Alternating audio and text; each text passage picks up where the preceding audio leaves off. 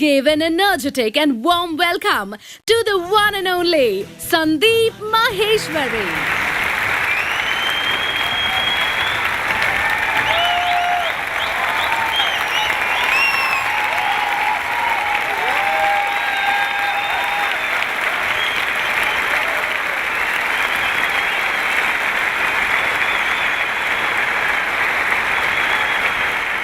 Good morning, everybody! It seems there is a slight problem. Let me check. In this year's budget of India, how much is the tax on being happy and excited? Nil.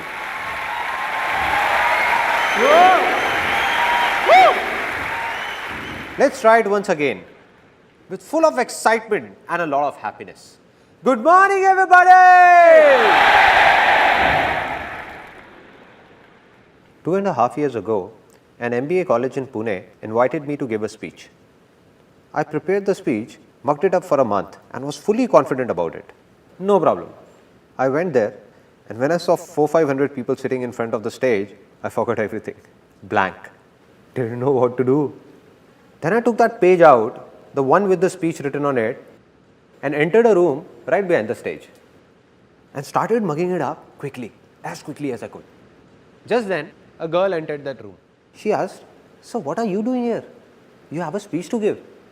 I said, "Yeah, I know, but I'm just fine-tuning it." She could sense what was going on. She asked, "So are you nervous?" I said, "Nah, do I look nervous? What are you saying?" She just folded her hands like this and asked, "So you're not nervous? Then what are you doing in the ladies' toilet?"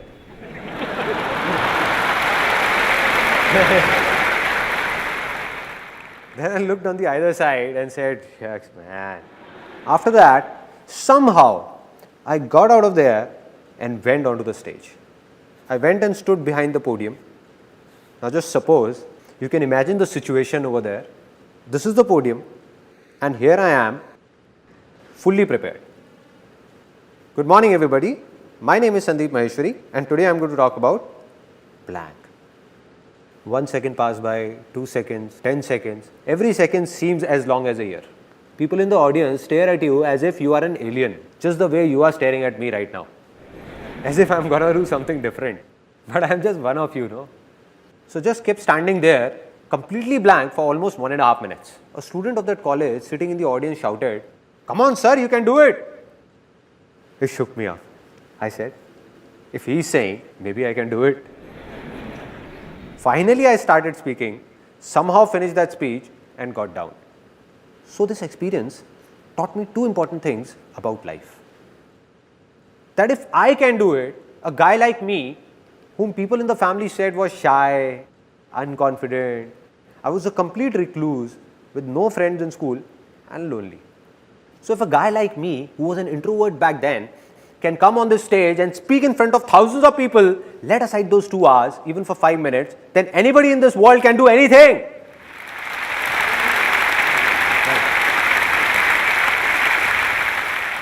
This was the first thing. And the second thing I learned made me swear to myself, never to mug up anything. So everything I'm going to speak today, I have no pages in my pocket. No mugged up matter. No preparations. I have no clue what I'm going to speak about. I'm not going to do this seminar from here, but from here, from my heart.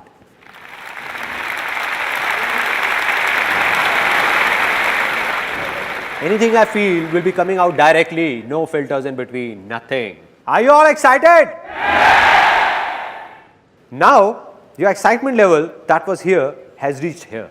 I'm going to make 3 such big commitments that your excitement level will surge from here up there, right through the roof. Okay, the first commitment, that this day is gonna be one of the biggest days of your life. One of the biggest days. And you won't be able to forget it. Never. And I'm not only saying this, I'm making a commitment in front of thousands of people whom I don't even know. And even if a single person says that this day was not that big or was not that good, then he or she can let me know at the end of this seminar and I'm going to apologize to that person in front of everyone for wasting his or her time. This was the first commitment. Now the second commitment.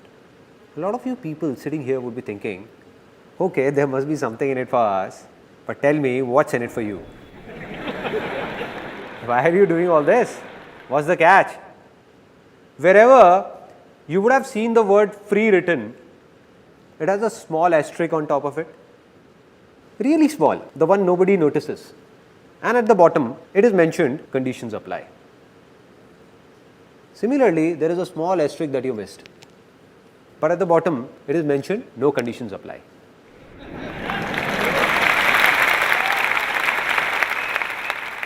Which means, be it today or any day, I'm never going to talk about or even ask for a single penny from any one of you. No profit of any kind, neither direct nor indirect. Not now, not ever.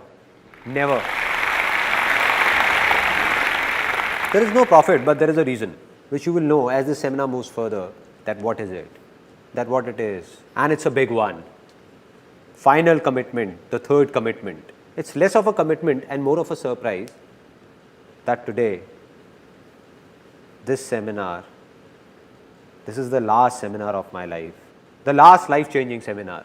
And there is a very big reason behind it, which I'm going to share with you at the end of this seminar, for this being my last seminar. Now, after making these big commitments, let me tell you in brief what's going to happen today. How many of you want to be successful? Yes. Now, out of these, how many believe that they are already successful? That's it. What's going on? I can prove right now that all of you are very successful. How many of you know driving? Out of you, how many ride a two-wheeler? So all of you who ride a two-wheeler, like you said, where do you ride this two-wheeler? Delhi. In Delhi. And many of you in different parts of India. Now, what I can make out of this is that all these years, you have been driving two-wheelers on Indian roads and are still alive.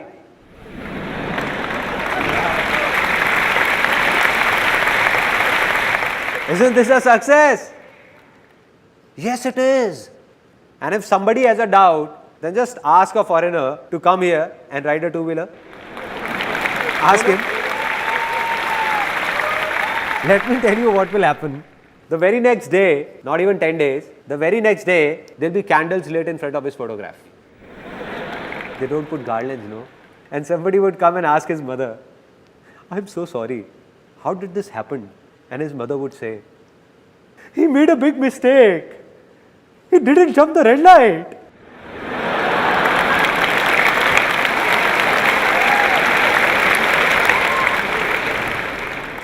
She would say, it's simple. Here nobody stops at the red light. People keep driving till the time the person from the other side whose signal is green doesn't make a gesture like this. Where? Where are you, brother? Where? Till that time, don't stop, son, don't stop. Just keep driving, keep driving, keep driving. But he didn't understand all this. He applied brakes and stopped at the red light. He stopped, but the bus behind him didn't and took him along. Which means that in his own life, back in his own country, he might be very successful in many things, but driving in India, he failed and failed miserably. But you all are successful. So what is the problem? The problem is that with time, the definition of success changes. There was a time when driving was a success. Now after learning how to drive, definition changed. Getting a degree was a success, right? After that, it was to get a good job or do a business. That also happened. Then success was all about getting married. It's not right to laugh at other people's mistake. Well, anybody can make a mistake. So marriage also happened, which means that if I start making a list of things you all are successful in, the day will pass here itself. Even of a single person, you all are so successful. But the only problem is that you don't believe in it. Believe in it and you will realize it.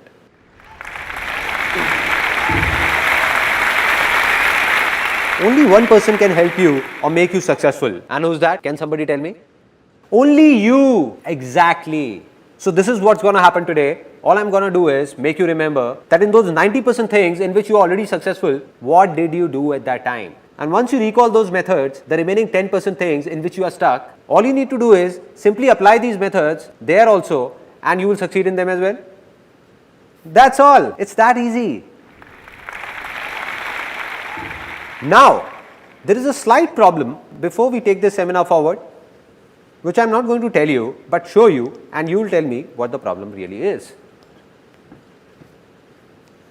Now, this is a box, and I want to put these balls in it.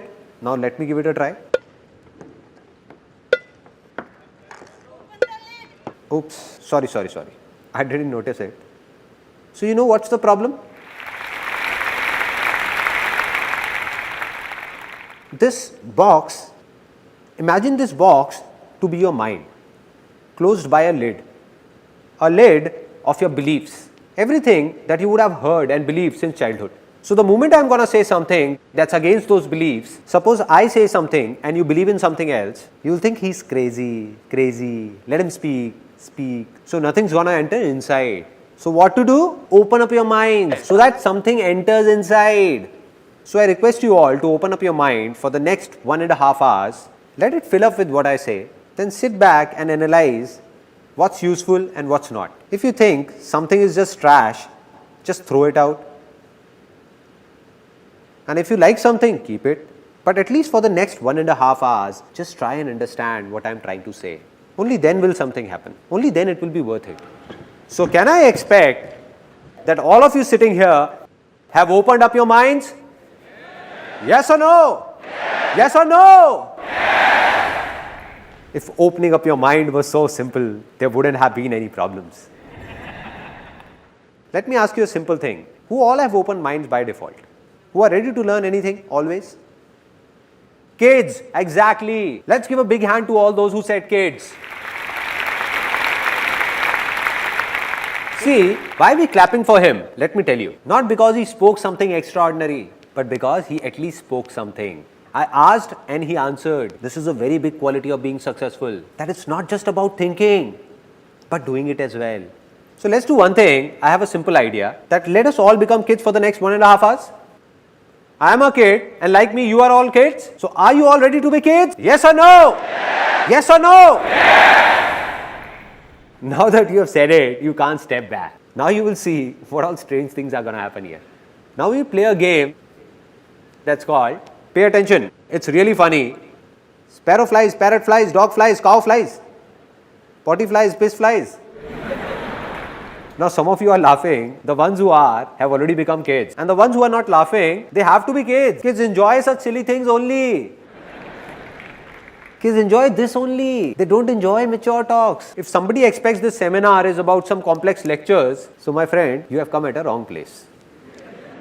If I want, I can make this seminar so complicated that after listening to it, you will say, didn't get it. Must be something nice.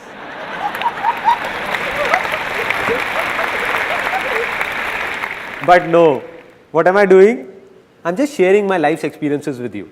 My life is easy, so I'm going to tell you how is it easy, why is it easy, and how can you make your life easy, not complicated. So, I'm going to ask you a simple question, and if your answer is yes, then put your hands up. If it's no, keep your hand down, and if there is a doubt, then stick it up till here. Alright, simple. First question. How many of you are male? Oh, some have not raised their hands till now.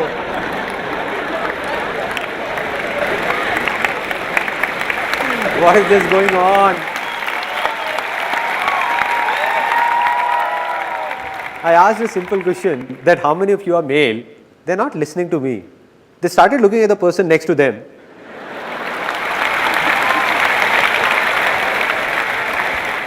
They are looking at his moustaches. That he also has moustaches. Looks like he is also male. Why is his hand stuck here? Maybe it has to go up till here only. It's a simple straight question, nothing complex. That for whom have you come here? For the person next to you, for me, or for yourself? For whom? So my dear brothers and sisters, except my wife. So anything you do has to be for yourself, not for me. not for the person next to you. Just forget about him and don't think about what he's thinking. The biggest problem is that we keep thinking what the person next to me is thinking, and the person next to you is also thinking what he's thinking. Exactly. Woo. Let's try it once more, this time faster. A simple question. Ready? How many of you are female? There is a gentleman sitting over there. His hand went up till here and then turned here.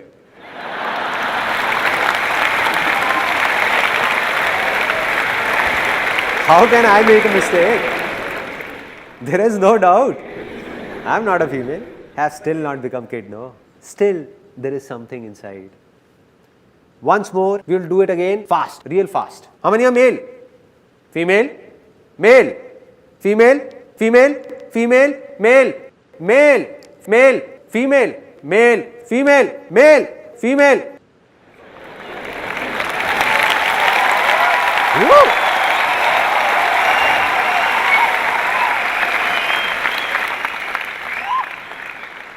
Now we all are enjoying, opening up a bit. Everyone.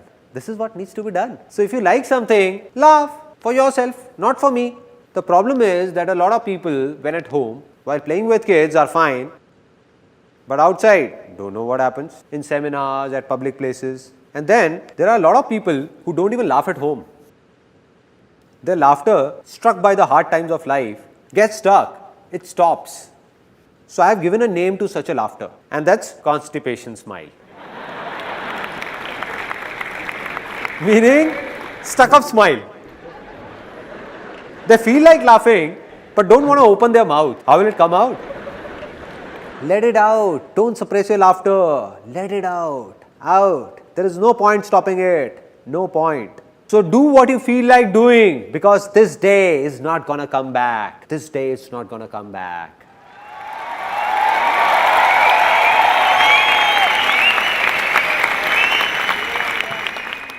So now I'm going to narrate a story that has a deep impact on my life. Today, whatever I am, this story has played a pivotal role in it. And later, when I'm going to tell you the story of my life, that who am I, where have I come from, what I did, what all problems I faced, then you will come to know that this story had a big role to play in it. A story of King Akbar and his minister Birbal. Once King Akbar, some people are already laughing.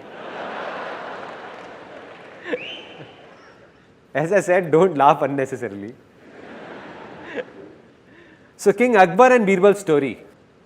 Once upon a time, Akbar and Birbal were going for hunting, and Akbar slit his thumb while pulling out his sword. He cried out in pain, starts screaming, "Soldiers, go and get the first aid. I slit my thumb. It's bleeding. Hurry up. See what has happened." Birbal comes in with a smile and says, "Relax, my lord. Whatever happens, happens for the best." Akbar says, "Birbal, have you lost it? What are you saying? I thought you loved me." "Soldiers, do one thing. Leave the first aid. Take this crook Birbal, hang him upside down for the entire night, lash him up with hunters and hang him by the neck in the morning." So Birbal is taken away, and Akbar goes for hunting alone. Now he goes to hunt and is caught by a few tribal men. They hang him upside down. Now there is this tribal dance going on. Hoo ha, hoo ha, hoo. Come on guys, you don't expect me to dance. Suddenly a tribal man looks at Akbar's injured thumb and shouts, "He is impure. We can't sacrifice him to the gods. Free this impure being. He is impure." So Akbar is freed. Now Akbar is crying. It's morning. He thinks Birbal would have been hanged by now. Shouting and screaming, "Birbal! Birbal! Birbal!" Running towards the palace. And he sees that Birbal is about to be hanged. About to be. He runs and holds Birbal by his feet. Says, "Birbal, please forgive me. You were right. Whatever happens, happens for the best. That's why I'm still alive. And look at me, I'm such a cheap fellow.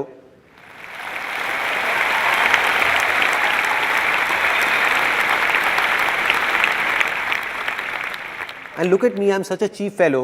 What have I done to you?" But Birbal, all thrashed up, still insists, "No, my lord, whatever happens, happens for the best." Then Akbar, it's not over yet. Then Akbar is shocked. He says, "Birbal, are you nuts?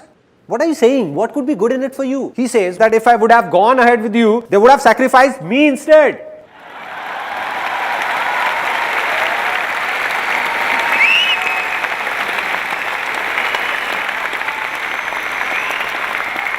Now a lot of smiles here are transforming from constipated smile to loose motion smile. Flowing, flowing, let it flow, let it out, let it go wherever it want to. So what's the moral of this story? That whatever happens, happens for the best. So how many of you believe in luck? How many of you believe that destiny plays a major role to move ahead or be successful in life? Many? Me too. I also believe in luck. I also believe in destiny. But I only believe in good luck. I believe there is nothing like bad luck in this world, because whatever happens, happens for the best. Right? It means that even if something bad is happening, it seems to be bad. It is not actually bad. It seems bad at present, but in future we realize that it was also for the good.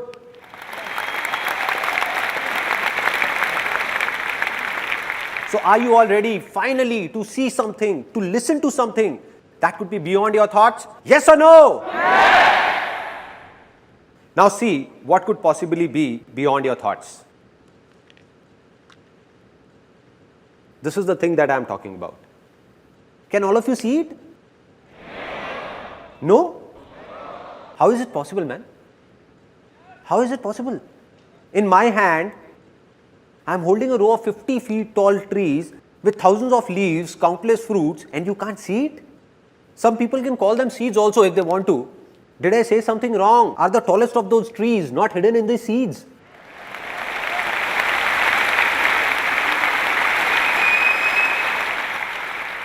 Hidden inside but not visible.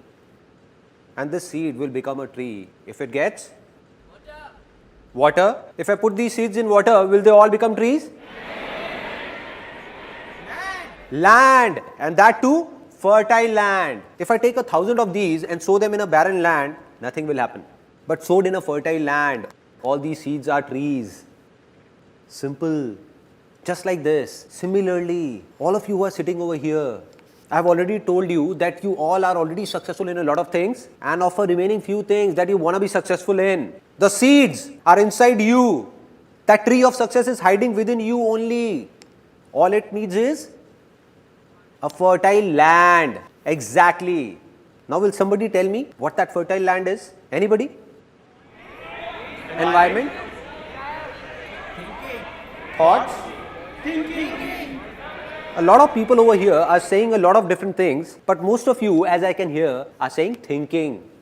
It's not thinking. It's not positive thinking. We keep talking about positive thinking. If we have positive thinking, we will be successful. In a single day, in everyone's mind, it has been proven scientifically, more than 60,000 thoughts emerge. So anybody, no matter how big, how powerful, or how evolved, he cannot control his thoughts even if he wants to. So it doesn't make a difference what you think. It doesn't make a difference what you speak or listen to. All that matters is what you believe, because what you believe, sooner or later you become.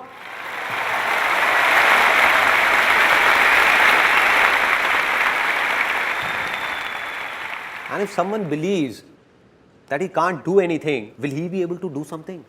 No, never. And if someone believes that I can do it, then nothing in this world can stop that person. Yes or no? Yes!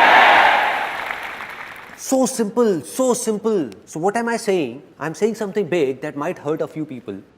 That all of you who are sitting here, more than 90% of you don't even have a land that's fertile enough to sow the seeds of success in. That very land is infertile. Strange to hear, na? Okay, I'll not comment on you, rather share my own experience. Till the time I turned 18, as a kid, I believed I could do anything. But by the time I started growing up, grew up, there came a stage in life where I believed that I'm good for nothing, which means my land became infertile. So why did this happen? Where did it all begin? It all began in childhood. So here's a short film that you'll see that will explain why did that land become infertile and how to make it fertile again. Since childhood, don't know how many times you would have heard that you can't achieve your dreams. Like your dream of piercing through the clouds in open sky. But the dream ended the very moment you woke up. Because you were told that no matter what you do, you cannot fly. Just like me, you would have heard it a lot of times that life is not easy. Rather, it's very difficult. It's not a child's play. What if I tell you that all those people who told this to you were intentionally or unintentionally lying about it? And in this whole world, anybody who has been successful has done so by keeping that little kid inside him alive and not by killing him. That kid who is not afraid of dreaming, who learns to walk by falling again and again, who believes that he can do anything, who not only flies in his dreams, but in reality as well. So are you ready to become a kid once again? Because being successful is not a man's task. Rather, it is a child's play.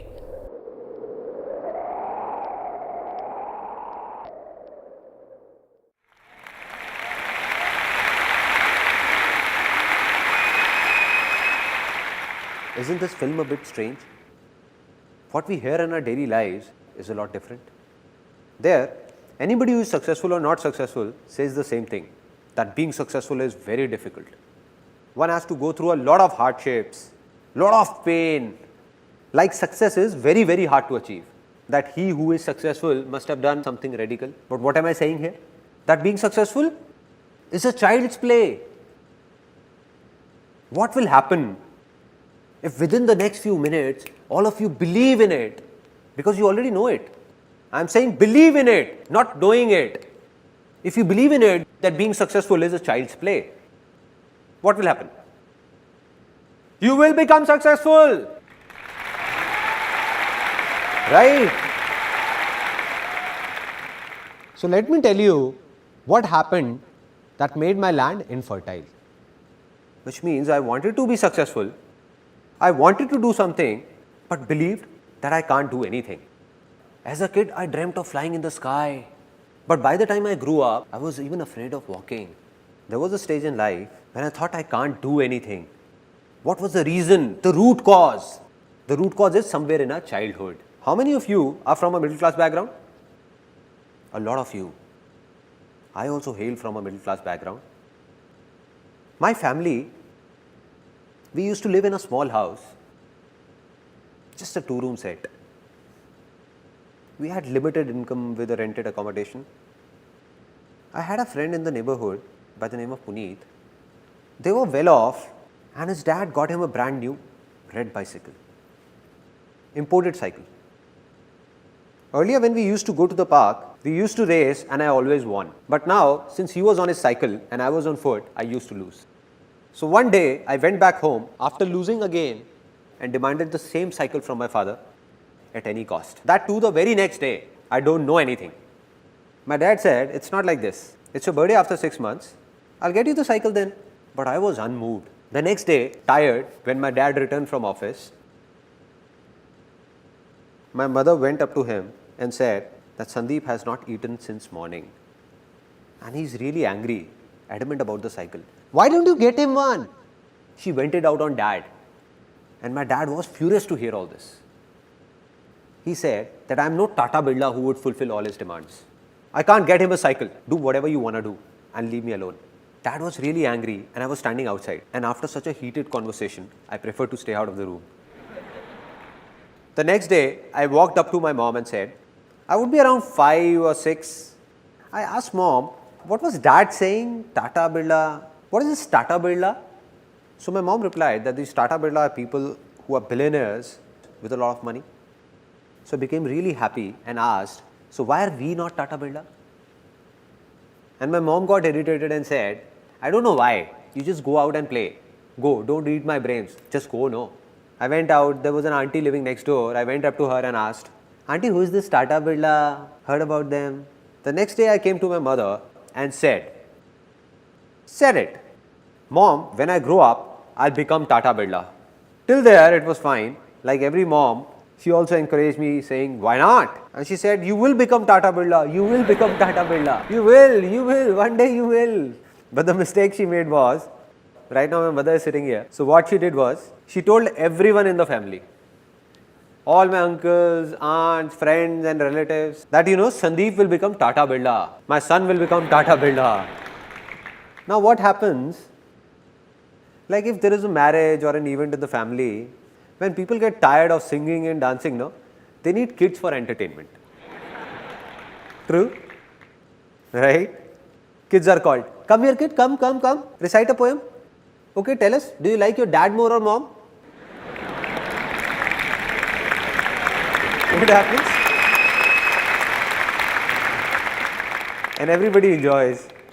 In my family, they used to call me. So my aunt used to call me, oh Sandeep, come here. Yes auntie, what is it? And she used to tell everyone, just wait, look, he'll speak. Now, with everyone eagerly looking at me, then she used to ask, Sandeep, what will you become when you grow up? And I stood there feeling shy, looking down, really shy. She prompted me again, speak up baby, speak up. Don't be shy, speak up. Tata Birla. Saying this, I would run away. And they used to laugh and call me later, kissing me, hugging me, and they used to say, ay, such a cute kid. Why not? He will become Tata Birla one day. You will know once he grows up. Innocent kid. If a kid from a middle class background says that he will become a billionaire, what will happen? People will laugh at him, no? Because we can't accept these things. And that's what happened. Everybody used to make fun of me, all of them. They thought he's just a kid. What difference does it make to him? He's just a kid, no. They were wrong. Because a kid understands everything. He doesn't understand a joke, but he understands when others are making a joke out of him. I didn't know what's Tata Birla, but I knew that everyone is making fun of me.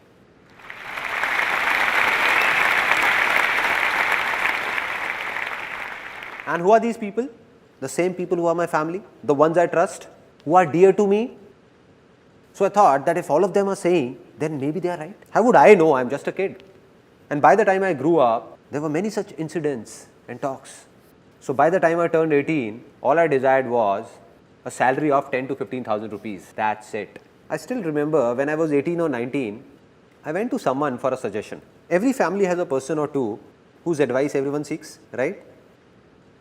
Isn't it? Some of you are laughing. It seems they got the same advice as I did. So I went fully prepared, thinking that I'm going to this influential person, and if I goof up anywhere, then my family is not going to support me. So I went fully prepared for it. Fully prepared, thinking what he might ask. He asked me 10 things, saying, what if this happens? What if this? What if this? What if this? Since I was fully prepared, I said that if this then this, if this then this, if this then this. When I answered all his questions, he said that, listen kid, all this you're saying is very impractical and it can't be done. And I asked, why can't it be done? Can you please explain why can't it be done? He got irritated because he was at a position where a kid who was a nobody came and questioned him that why is it not possible? So his ego took a hit and he said that, listen boy, you don't know anything about it. It's easy to say but very difficult to do. How many of you have heard this dialogue? Everyone. And that too, how many times? Have you ever wondered the impact of this simple dialogue on our minds? Or on that land that I was talking about? This word difficult is also a seed. Just like the seed of success that I was talking about, this word is the seed of failure. Anything in life, if you keep saying it's difficult, then after some time you will end up saying, it's impossible, it can't be done, the end. So this word difficult, what has it done? It has tied down. It has tied down each one of us like a rope does. Just like an elephant in a circus who was tied with a rope when it was small. So that baby elephant tries very hard to snap that rope. It keeps trying, but can't break free. It doesn't have the power to do so, can't snap it. So it believes that it's really difficult for me to do it, impossible. And now, when that elephant has grown big, if it wishes, then not only one rope, it has the power to snap 1,000 such ropes. But it has stopped trying. Stop trying.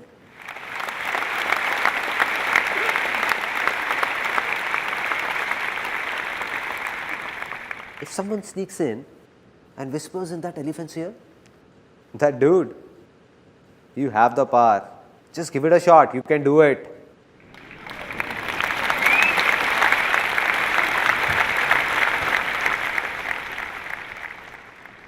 So how long will that elephant take to snap that rope? 1 year, 2 years, 10 years? 1 second. Not even 1 second. This is what happens. All those beliefs which are based on a lie take years to be formed, but snap in a second. Second.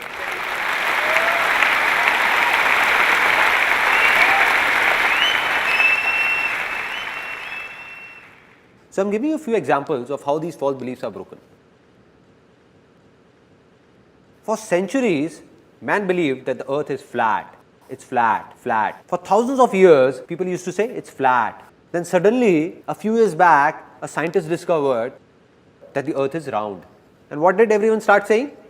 That the earth is round, round, round. Which means that belief took centuries to be formed, but collapsed in a second. The moment it faced the truth, it was gone. Similarly, all such beliefs are based on lies. All are lies. The moment they face the truth, all of them will collapse. And sometimes when they collapse, when they face the truth, some people get shocked while others take pleasure in it as well. Like it happened with one of my uncles. He had made a belief of his own, that my son is going to marry a girl of my choice.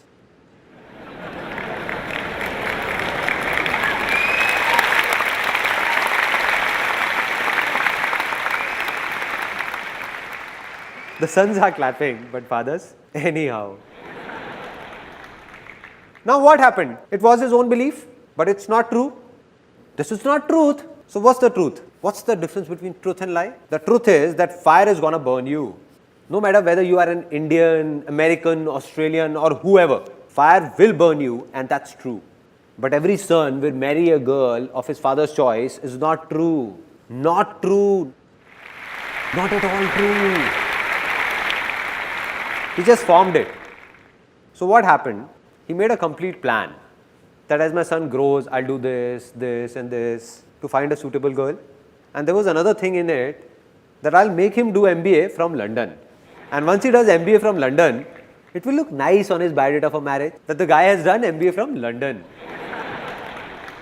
So that guy was sent to London to do MBA. And when he came back to India, he got married, and that too to a guy.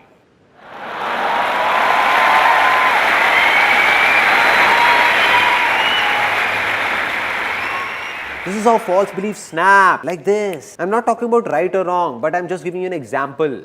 How these beliefs shatter.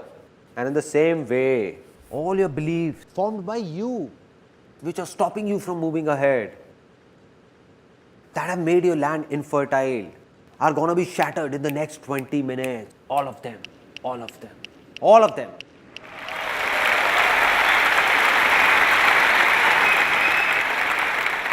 Because you are going to witness the truth. That rope is about to snap in a few minutes. So are you all ready to make your land fertile? Yes or no? Yes.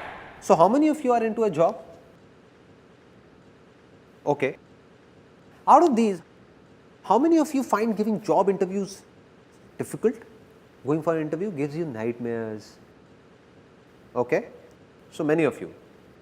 And how many of you find job interviews easy? Again, so many of you. It seems there is some confusion. How many of you find dancing difficult? Really difficult. How many find it easy? Out of you all, with your hands raised, how many of you can come on the stage and dance with me right now? How many? Oh, so many. Now, why did I ask this? Just to show you a contrast. For some of you, dancing is difficult even when alone. And for some, it's easy to dance even in front of thousands of people. It's easy. What a contrast. What a contrast. Similarly, how many of you find doing business difficult? Business as a name sounds difficult. Difficult? How many find it easy? Easy, huh? Now, there is an interesting saying in India that I can't relate to. That in today's time, doing business is very difficult. Now I don't understand that when did this today's time start and when will it end?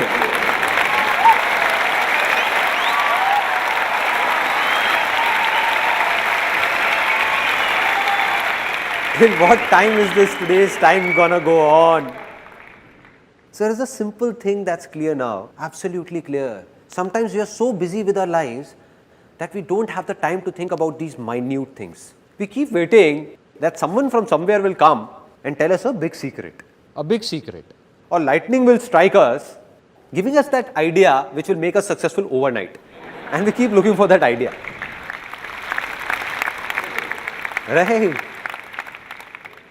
While the secret of success is hidden in these minute things and not in big philosophies. If we understand small things, big ones will also be understood automatically.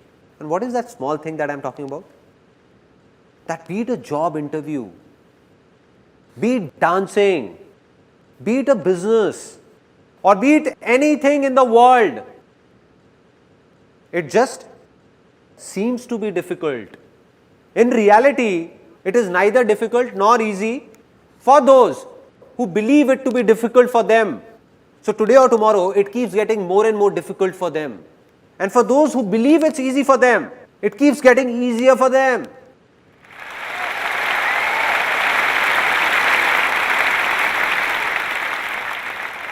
So there are a few things that seem easy to you. So they are easy for you. No need to do anything because they are easy. But a few things are difficult for you. If somehow you start believing that all those things which are difficult for you are also easy, then what will happen? They will become easy. Easy in reality. So being successful will actually be a child's play. Right?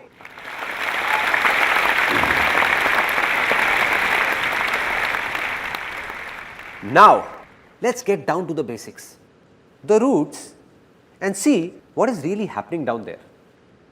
That all these beliefs, from where are these being formed? All these false beliefs, how were they formed? Till the time we understand this, how will we break them? Now, out of you, how many of you have heard, see no evil, say no evil, hear no evil? Everyone. I believe that if you really want to be successful, then you have to do something else and not this. With due respect to Gandhiji, I don't agree with him. Why? I'm saying such a big thing. Why don't I agree with him? Why not? Can you please close your eyes for a few seconds? All of you? Eyes just above your nose? All right. Now do as I say. Do as I say. Don't think about your mother. Please don't think about your mom. You dare think about your mother. And your mother's photograph should not flash in front of your eyes.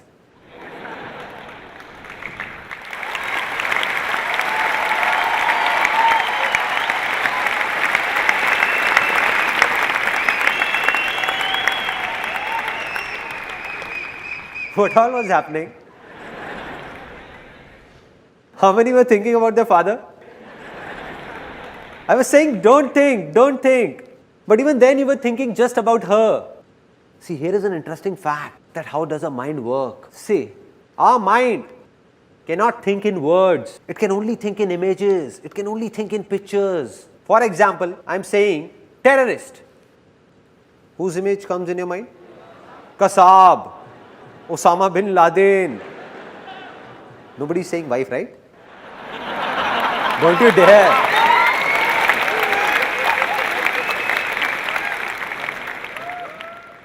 Such images come to your mind. Mother Teresa. What came in the mind? A good image. Peace, right? Zupta.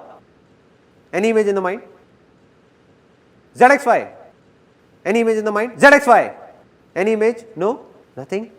It means that our mind can't think in alphabets. It can't think in words. It can only think in pictures.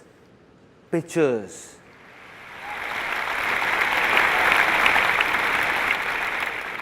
So, nothing can be changed by just speaking about it, whether it's easy or difficult. Anything we want to do has a good image in our mind, we find it easy.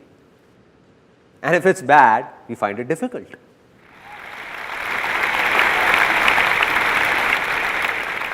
Now, I'll tell you about a very interesting experience of my life. When I was a kid, I didn't know about all this, because of which created a lot of embarrassing situations for me. As a kid, I loved beating up my younger sister. She's also here today. Hi there. So I enjoyed beating her up a lot, very much. And whenever I would beat her up, she would exaggerate and tell my dad about it. Means, she would say, I got a real beating. Oh dad, he hit me here, he hit me there. I got a real beating. Dad would have just returned from office, all tired, irritated, and he would start every day, regularly, almost every day. Are you an idiot? Is your mind full of trash or what? Don't you understand? How many times have I told you not to hit your little sister? Not with your leg. She is considered to be the goddess of wealth.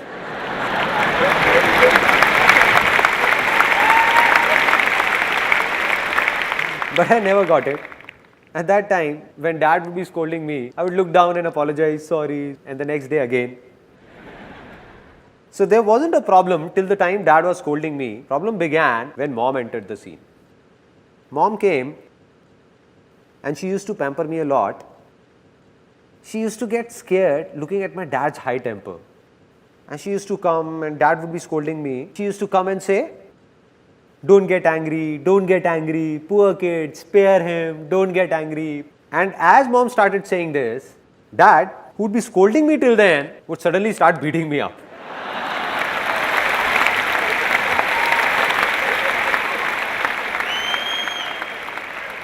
I used to think, Mom, why did you have to be here? Why did you have to be here? The more she used to say, don't get angry, dad would say, don't get angry, Thor! He deserves it, Thor! Don't you dare! Never do it again.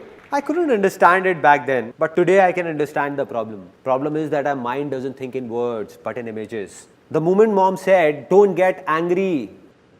So what happened? The image of anger came in. Don't. Any image of don't? Nothing. Get. Yes, do it. So,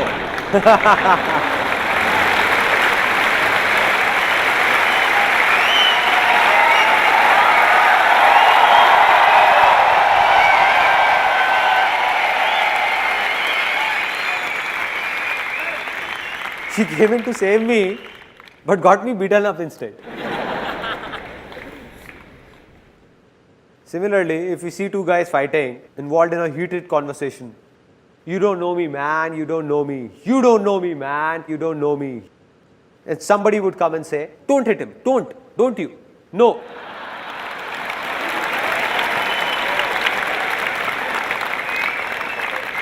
Not this brick, no. He picks up the brick and bang, bang, bang. So, I say, see no evil, say no evil, hear no evil. If this is not to be done, then what else needs to be done? Very simple. Just say, see good, say good, and hear good. Right?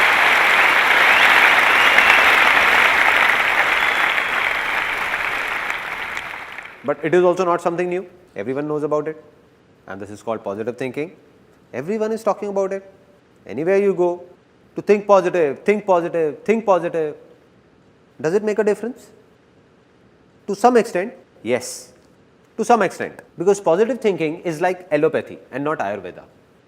It's a temporary relief. What does allopathy say? If you have a problem, take a medicine and cure it. Medicine and cure. What does Ayurveda say?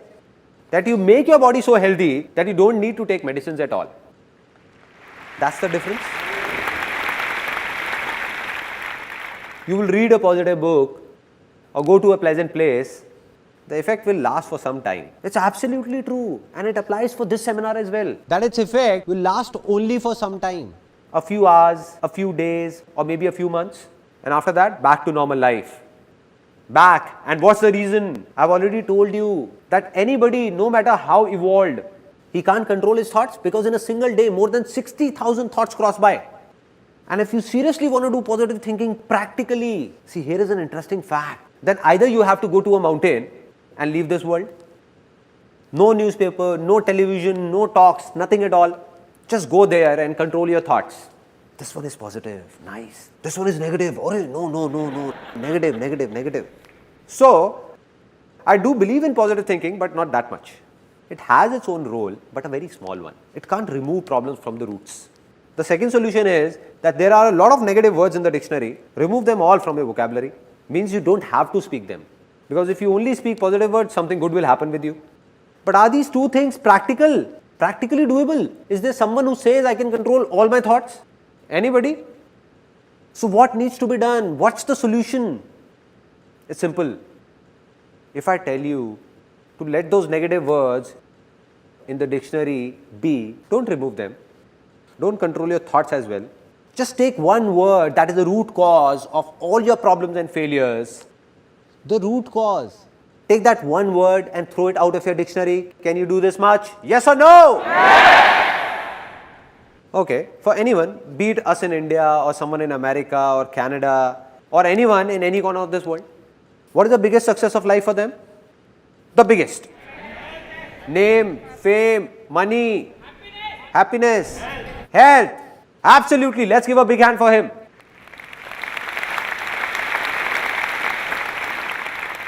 No success is bigger than health. A man with a lot of name, fame and wealth, but without health, is he any good? All is waste, no use. No success is bigger than health, and we all know it. Nothing new in it. So how many of you genuinely want to stay healthy? Everyone. Out of you, how many know that the best way to stay healthy is to get up early, go to a park, do yoga or do jogging? Everyone knows. So now how many of you are actually regular? That's it. Hardly 1% or 2% people. Now see, the problem is that we all know these things, but when do we remember them? About health, to stay healthy. The time we are sick and visit a doctor or visit a relative or a friend in a hospital, when the doctor warns us that either you do something now or the Almighty will do it. Cholesterol levels, man. Right. And then suddenly we wake up saying something needs to be done now.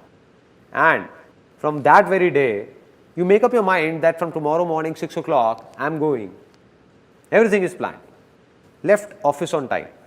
Thinking, I have to go, I have to go, have to go, have to go, have to go. It's around 10:30 in the night and you're feeling sleepy, trying to sleep, lying down, eyes closed. You know to wake up early, you need to sleep early. Just then, you heard your famous TV soaps tune. Na na na na.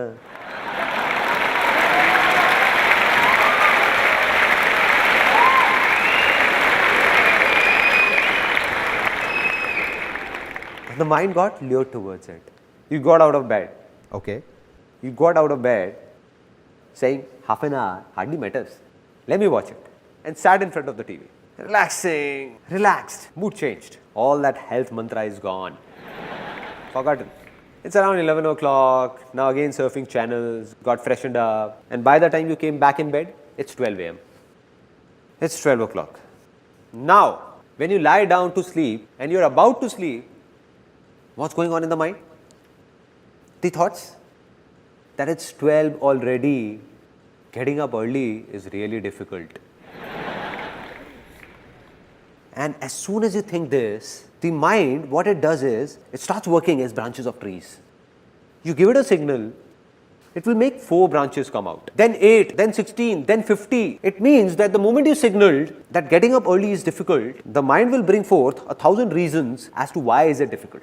1,000 reasons, which will not be true, self-made by you only, created by your own self. Like, for example, the mind will be saying that, dude, I have tried it earlier as well. Nothing has changed. Nothing is going to happen now as well. So, no use. The second thought will be, I tried getting up at 6 a.m. earlier as well. I somehow woke up, but the eyes didn't open. Got hit by a side table. And this knee still hurts.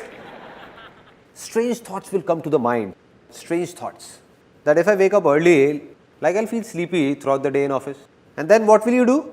Change the alarm from 6 a.m. to 7 a.m. saying getting up an hour later will hardly make a difference. Now you're remembering because you have said it's difficult. So the mind is giving you reasons. That you read an article in a newspaper which said that a minimum of 7 to 8 hours of sleep is a must.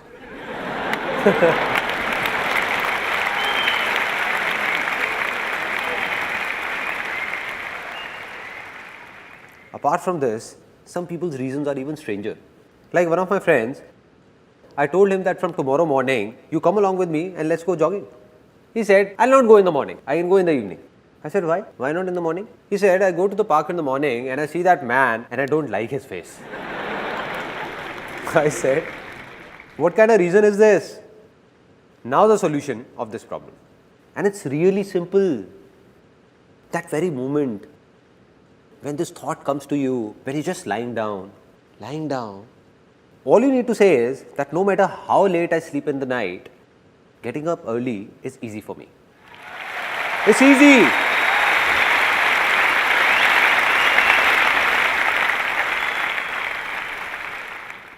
Now you know what will happen? Really? The moment you will say it's easy, a voice inside you will say, are you crazy or what? How is it easy? Because we aren't used to it. Then you will say it for the second time, it's easy. Then for the third time, it's easy. Getting up early is easy. The moment you say it 3-4 times, your mind will give you 1,000 reasons that will prove it's easy. It will go in the opposite direction.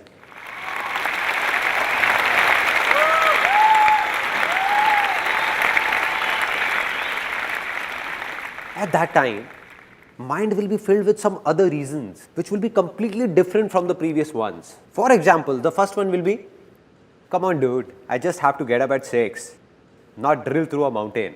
Earlier also so many times I have caught a train and to catch it, I woke up at 4 in the morning, 4 a.m. and that too on my own. 5 minutes before the alarm went off, I woke up myself. I can catch the train again even if I miss it. But where will I get this body from once the health is gone?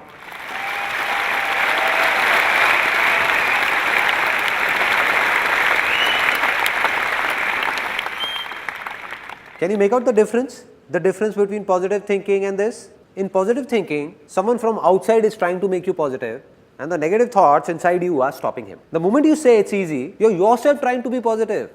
Nobody from outside is doing it. Rather, your own mind is doing it.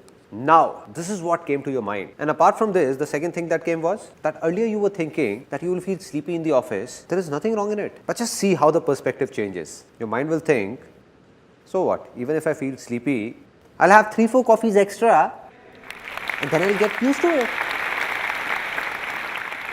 Finally, the biggest of problems, the one that my friend had. Maybe you also relate to it. The one my friend had, that if I go to the park in the morning and I'll have to see that man's face. So now when you will say it's easy, you will not see the neighbor's face, but his beautiful wife's.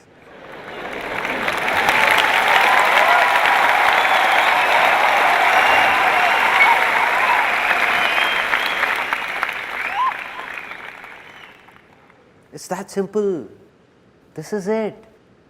Be it the smallest to the biggest of problems of your lives. Just take these 2 words and stick them up with all these so-called problems. The day it starts coming from within, that it's easy, that day, everything will become easy. And this is the biggest secret of my life. The biggest.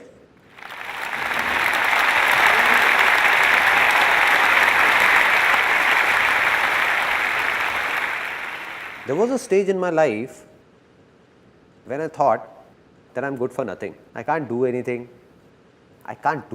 Nothing at all. Went to a call center for an interview, don't know where all I went, did what not, but didn't get a job. It was a stage that if someone would have offered me 6,000 rupees for which I would have to work for 12 hours, slogging for the entire day, doing heavy loading jobs, I was ready. There were such major problems in my life. At that very time, an exactly similar moment came in my life. The same moment that's going to come in your lives in some time. When I watched someone, just the way you are watching me now, I saw someone who appeared to be just like me. Exactly like me. 2 eyes, 1 nose, 2 ears. I said he looks just like me. And when I heard him speak, a voice came from inside me. Nobody said anything, it came from inside. That if he can do it, so can I. If it's easy for him, then it's easy for me as well.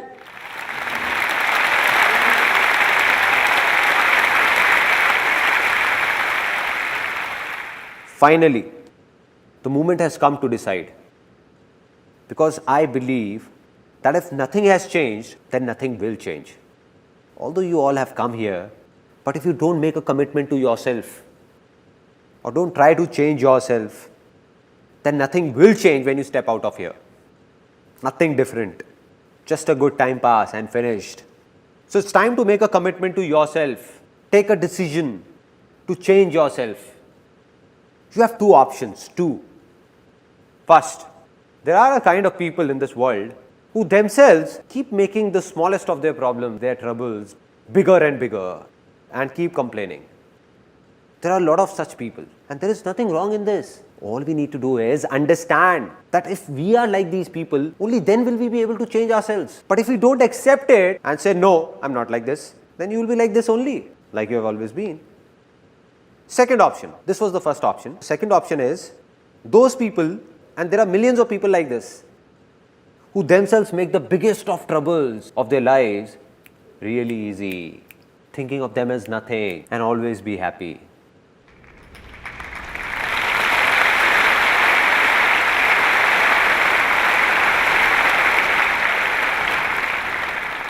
So what have you decided that from now on, will you be happy or just complain? Be happy.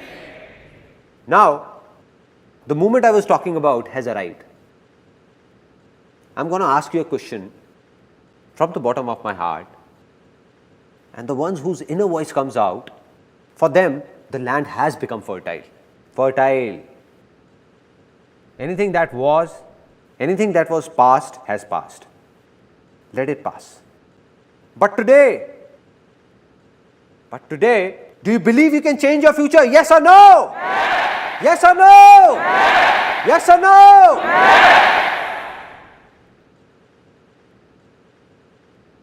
Let's celebrate. This is a very big moment.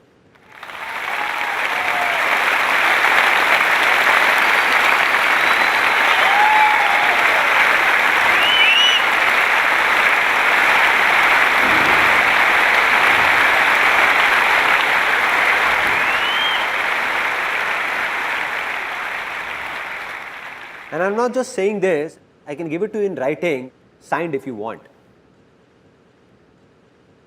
That life will not change for the ones who said yes or decided from the bottom of their heart yes. For them, life has changed, already changed, already changed.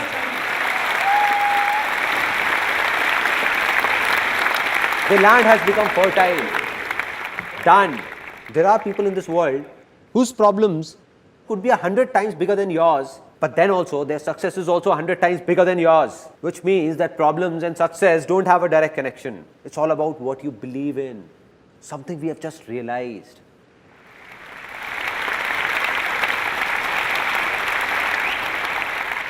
Now, just a small task to do. The land has become fertile, but no matter how fertile a land, if you don't take good care of it, what will happen? It will be barren again, back to being infertile. So what we need is a plow to keep tilling that land. A plow. And now what is that plow? It's easy. Exactly. Don't underestimate its power. It has changed my life. What needs to be done is that anything you want to do in life but believe you can't do it, just attach these two words. It's easy. And then see what happens. I'll give you an example what happens. How many of you are students? Okay. Many would be engineering students also. How many are engineering students? A lot. Now what happens inside an engineering college? Leave alone the top engineering colleges like IITs, other top colleges, number 1, number 2, but not many students get admissions in these. And they get admission in a college which is not highly ranked. Now what's the general discussion in that college? And after taking admission yourself, you're cursing that college all the time. This college has this problem, that problem. You're told about so many things while taking admission, and now they're not doing anything. This is bad, that is bad, that is bad, and the worst is the placement cell of this college. All the students, all of them are saying that a degree from this college, leave alone any MNC, will hardly manage to get us a rupees 6,000 job. Right? This is what happens. Such strange talks are going around everywhere, and we also start doing it. What you need to do is leave aside everyone else. Whatever they do, if you want something different, something good to happen to you, then you'll have to say, to hell with the world, I'll pass out from this very college, and to get a job in India's top multinational company for me, it's easy.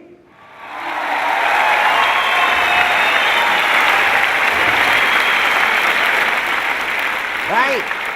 Let those 99% people say it's difficult. Let them do a 6,000 rupee job. Let them fight over it. I'll get into a top company. Now what will happen when you say this? From outside, you will say it's easy, but the inner voice will say it's difficult. Again from outside, you will say it's easy, but the inner voice will repel, saying it's difficult, difficult. The day your inner voice says it's easy, inner voice from here, that yes, it's easy for me to get a job in that company, within some time, I can guarantee this, you will be sitting in that company.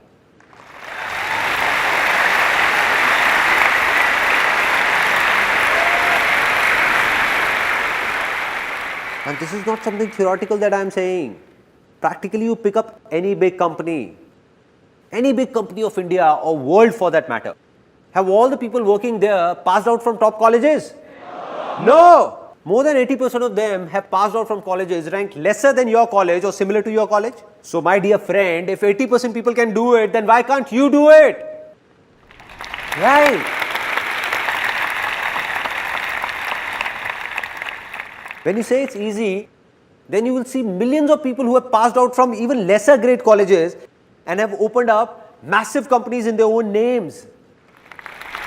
Right? Right?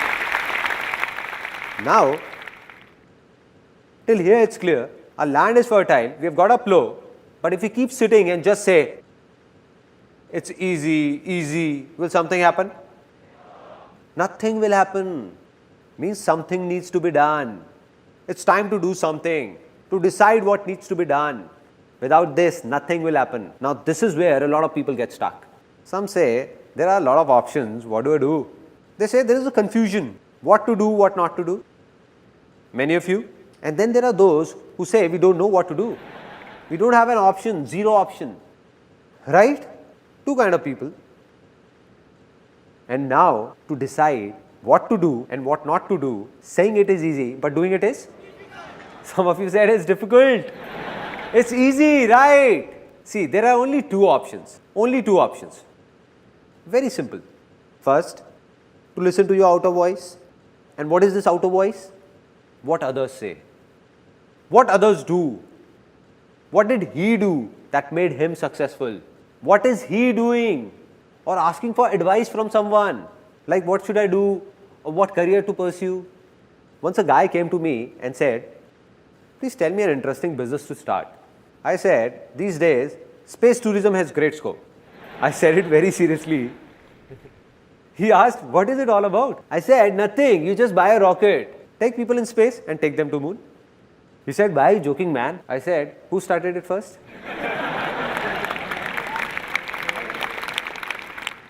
So what's the second option? The first one is outer voice and the second one is listen to your inner voice.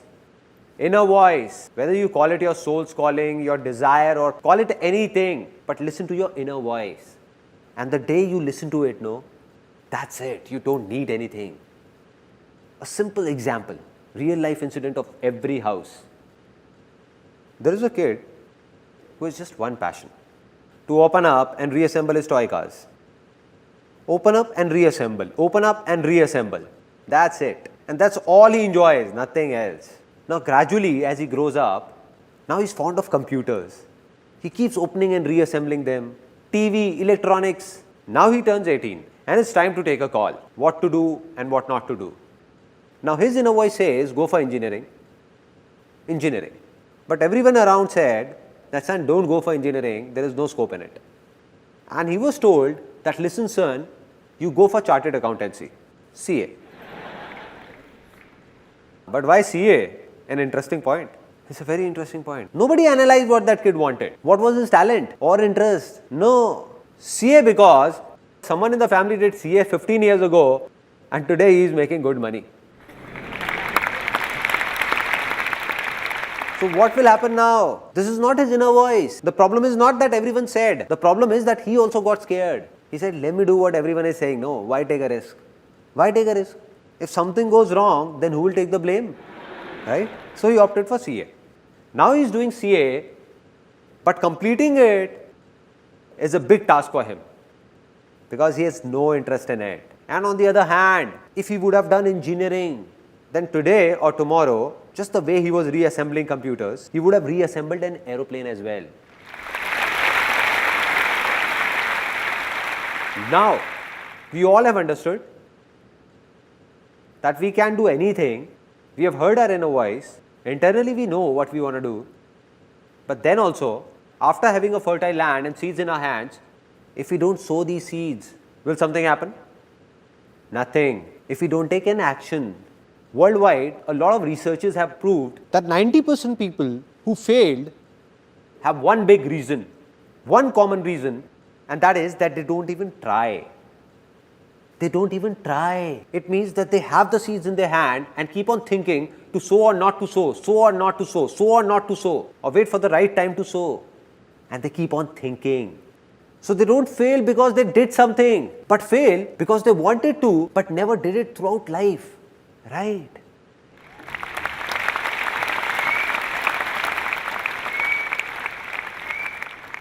Now we understand that the problem is not taking an action. Let me ask all of you, why don't we take an action? We know we have to do this, still we don't do it. Why? It's one word, one word. Fear, risk. And that's completely genuine. I'm not saying it's wrong. It's completely right. Because we are not alone. Today your inner voice says, I must do this. You also have your family, your house, kids and everything. How will you do it? There is a risk involved. Rubbish. All rubbish. I don't buy it. Why so? Because there is nothing known as risk in this whole world. God or whoever created this world didn't make anything by the name of risk. It is man who is creating risk for his own self. We are ourselves creating risky situations for ourselves and are getting scared of them. A little kid who is just born, we tell him impatiently, everybody encourages him to run. Run kid, run. What will happen to the kid? He'll break apart, he'll fall. Right? It's risky. But if that kid is given time and he is told to start by crawling, slowly, slowly, then walk holding a finger, then walk and then run. Is there a risk then? Not at all. Yes or no? No. Here is an interesting thing that happened with me 5 years ago. One of my friends came who had done MBA finance. I asked, what's up man? He said, nothing man, it all looks fit, but life is shit. I said, what happened? He was actually very tense. He said, I'm not happy. The 9 or 10 hours in office are so suffocating. I have no interest in this finance field, no. And it's really bad, and by the time I come home, I take all my frustration out on my wife and everybody. I just lose it and get irritated. I said, okay, it seems that you need to do something else or think of something else. So he said, that's why I've come to you. And I asked, what have you thought of? He said, man, but will you be willing to help me? I said, come on man, just say it. I'll do whatever I can. So he said, I think I should learn photography just the way you did. Will you teach me? I said, that is fine, I'll teach you. But why do you want to do photography leaving finance aside? Why photography? Any reason? He said, because you do photography and stay very happy. I said, great, so it's decided. You come to my studio from tomorrow, I teach you photography. But do one more thing from tonight, start eating bitter gourd as well. Some fresh bitter gourds, nicely cooked. He said, what are you saying man? I said, it's clear, no, it's clear. I stay happy by eating bitter gourds as well. So do everything that I like to do.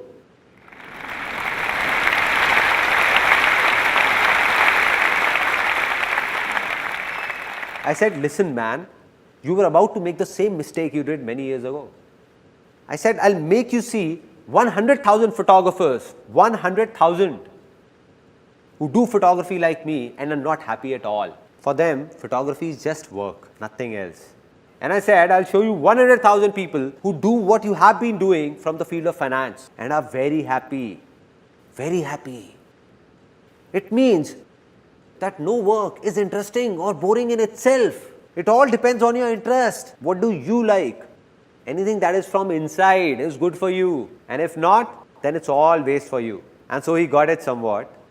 He said that I don't get it. All this inner voice thing and what all you say. How to listen to my inner voice? There is no inner voice inside me. It's a genuine problem. Now there is no voice. What will you do? I said, look, I'll make it simpler for you that how to listen to your inner voice. Any such work that you can do without getting tired, non-stop, 12 out of 24 hours in a day, without bothering about money, whether earning more or less, and still be happy about it, that is your inner voice.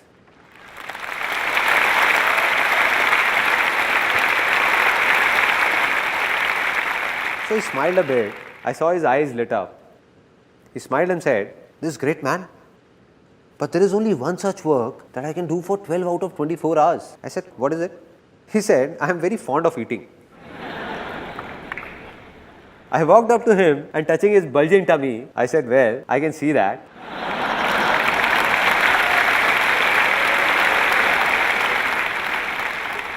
I said I would have known it anyway.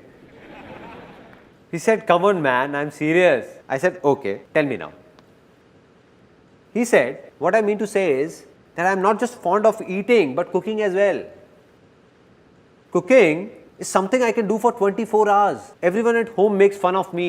Why do you keep roaming like a cook? But I just love cooking." I said, "Cool, so do something related to cooking. What's the problem? Do it." He said, "Yeah, man, thanks for the idea." I said, "I didn't give it to you. You gave it to yourself."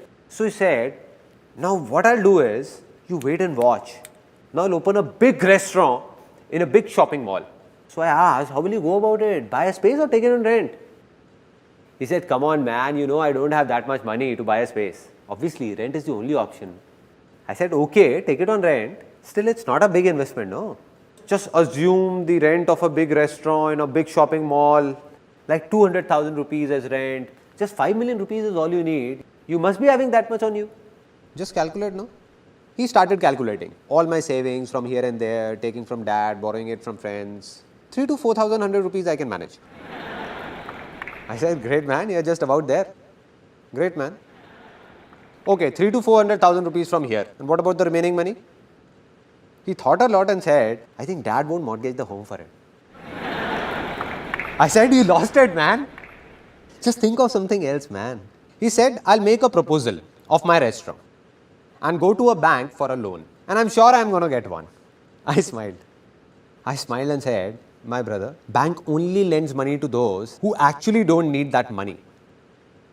Right.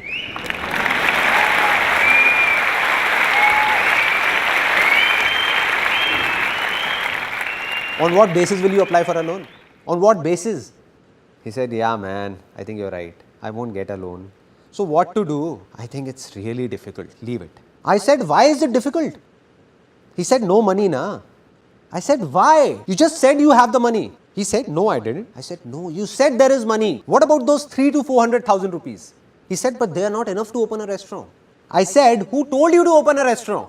Out of these 3 to 400,000 rupees, you can keep aside 100,000 rupees and open a nice stall with the remaining money.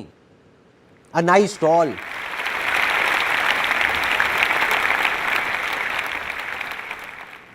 He said, "Come on, man. I'm MBA finance. I won't put up a stall."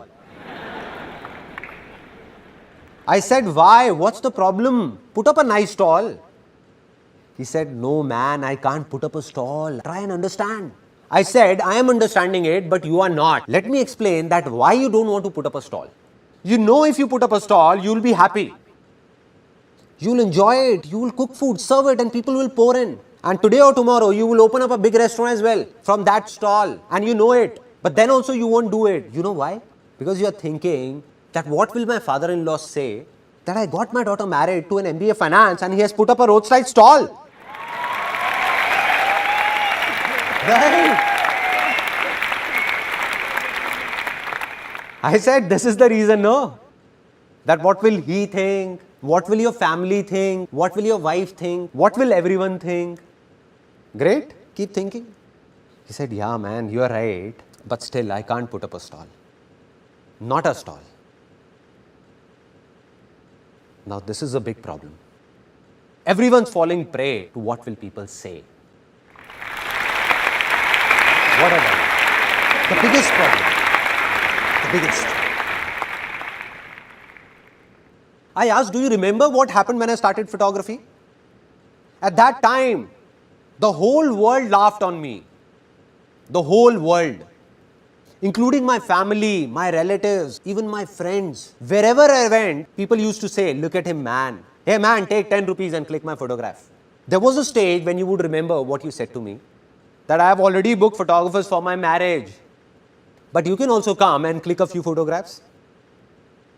If at that time I would have thought that what will you think or others like you would think, then I would not have been here today.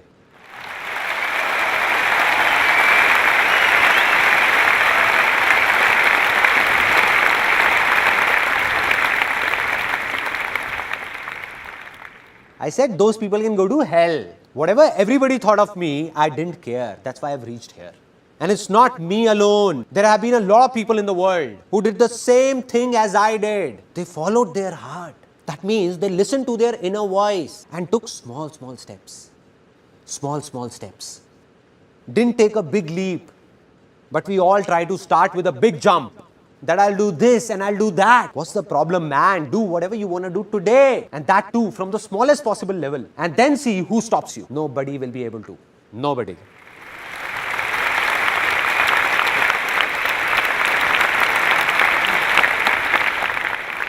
What we want is that here is a seed in our hand and somehow it should grow into a tree overnight. A fully grown tree within a year. That's it. Is it possible? No. So what's the right way? To sow the seed. Take small steps in the beginning. Never try to force it out. Take small steps. That is, neither to run nor to stop. Just keep walking. Keep walking.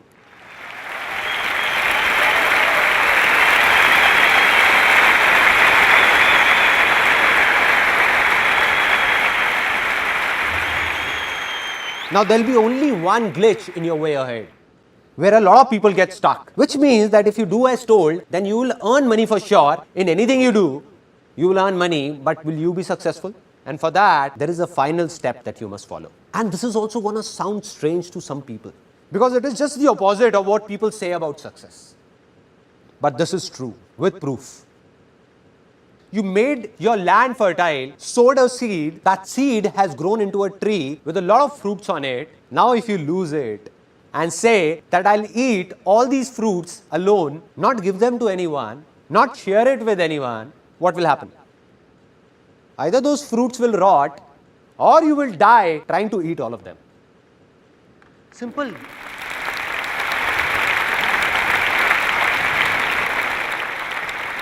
Now here's a story that has a deep impact on my life. Two farmers in a village used to do similar kind of work. Both died and went to God. When they reached, God asked them, so tell me sons, what do you want to be next? What do you want? So the first farmer, full of frustration and anger, started complaining, what God, what a pathetic life you had given me. I had nothing on me, nothing. Look at what you did to me. Whole life passed working like that ox in the field, working. Whatever I earned, people used to take it from me. Nothing stayed with me. Nothing stayed with me. So God, in my next life, please make sure that I don't have to give anything to anyone. Rather, everyone should give me money from everywhere. Everywhere. God said, so be it, son, go. The second one came, God asked, what do you want? He said, God, you gave me so much. I have nothing more to ask for. A good family, a nice work, a nice village, no shortage of food ever. I never slept hungry. But there was just this one thing missing in life. At times, a few hungry people used to come to my door asking for something. Just do something that nobody should go hungry from my door.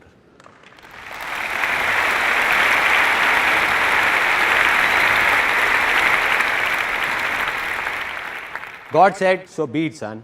Go, son. Both of them were reborn in the same village. Both of them grew up. The first man who said that everyone should give me, and I don't have to give anything to anyone. So this man became the biggest beggar.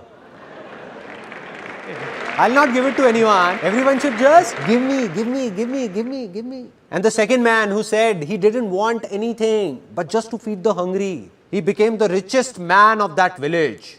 The richest.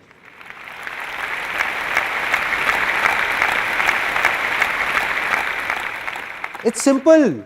If you want to stay happy, then there is only one way: spread happiness. Spread happiness.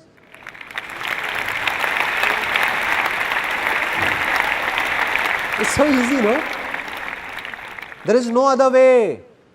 You keep staring at someone with anger and expect him to give you happiness. How is it possible? How is it possible? How will anyone make you happy? How will he? If you keep on fighting, then the other person will also fight with you. Out of all the husbands sitting here, how many want their wives to respect them? All of you. Then there is only one way. Respect your wife. That's it. There is no other way.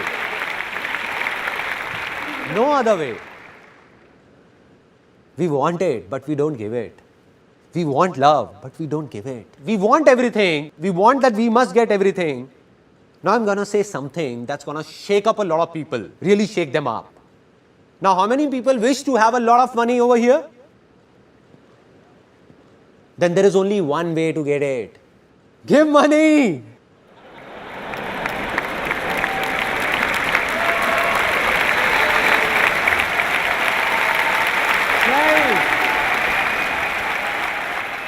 Some of you are not clapping, looking at me very seriously, thinking that I'm going to come up with a box. 10 rupees, 10 rupees, 10 rupees, 10 rupees, 10 rupees, 10 rupees, 10 rupees, 10 rupees. Giving money. How can someone give money? There are strange things that we believe about money. And that too rooted deep in us. No father, no brother, only money together. Right? And some people actually think it's true. They're fighting with their parents, with their brothers and sisters, only for money. For money. I'm not saying that money is not important. That would be impractical to say. It is very important.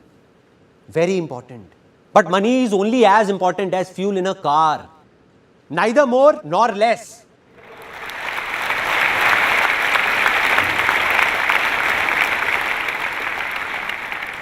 Without money, the car of your life won't go on. This is true. But how many of you drive your real car or bike just for fuel? Just to collect fuel? Take the car to the pump, buy fuel, keep it inside. Take it in the car, take it in the car, from here in the car. How many? Anybody? So what happens when it comes to money? Why are we stuck there?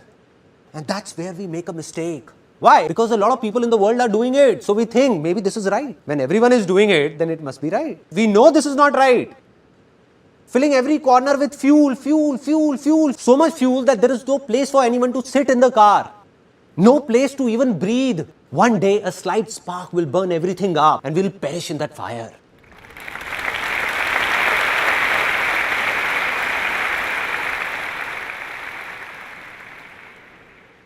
It's going on, no? People are burning. They might be successful in everybody's eyes, but not in their own. And this is no theory. If on one side we have somebody for whom money is everything, who is very selfish and he has a lot of money, a lot, but he has only money, nothing else. No happiness, nothing at all. Neither does he give happiness nor gets happiness. And on the other side is someone who might not have that much money, but he believes in just one thing, spreading happiness in this world. So man like him who is spreading happiness in this world, even if he has less money, he is 1,000 times more successful than all those millionaires. 1,000 times. This is called real success. And on the other hand, make those people come and stand here who might have a lot of money, but don't have the courage to give, courage to share, to be happy, to give happiness and smiles. They can't look into anyone's eyes and say that they are successful. They can't. The world says they are, but they are not. Now let's talk about how it works practically, the sharing logic. There was a stage in my life when I was doing photography and I used to do everything myself. I was the office boy, I was the cleaner, and there was a small studio in one corner of my house. Had put a table chair over there. Used to serve water to people, did photography, counseled people, talked to them. And I realized that I won't be able to do it all by myself. So I recruited a female on somebody's reference and a female joined. Now when that female came for the job, she asked for 10,000 rupees as salary I can't give you 10,000 rupees, but 8,000 rupees is fine with me. So she joined. And within 2 months of when she joined, work started increasing at a good pace. After 2-3 months, I thought that presently I earn 20 to 25,000 rupees a month, out of which this girl only takes 8,000 rupees. I have no sense. So I told her politely that I can't give you 8,000 rupees, but 6,000 rupees is fine with me. Do it or not, your choice. And she left. After she left, for 1 complete year after that, I was stuck where I was. Couldn't move ahead a single step, even a single step. Anybody, anywhere in this world, if he says that he can do everything alone, then he is lying. He needs people to help him out. But why will anyone help somebody else before helping his own self? So he will help you only if you will also think of helping him. Simple.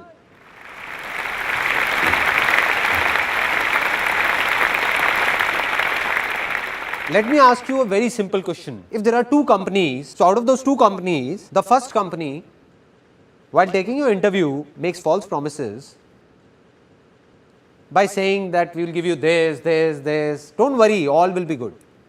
But when you go and join, it's completely opposite. Like there was nothing about paying extra for overtime.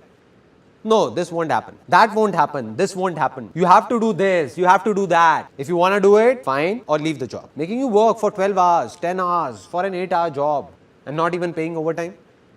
There are such companies. On the other side, there is a second company that does exactly what it promises.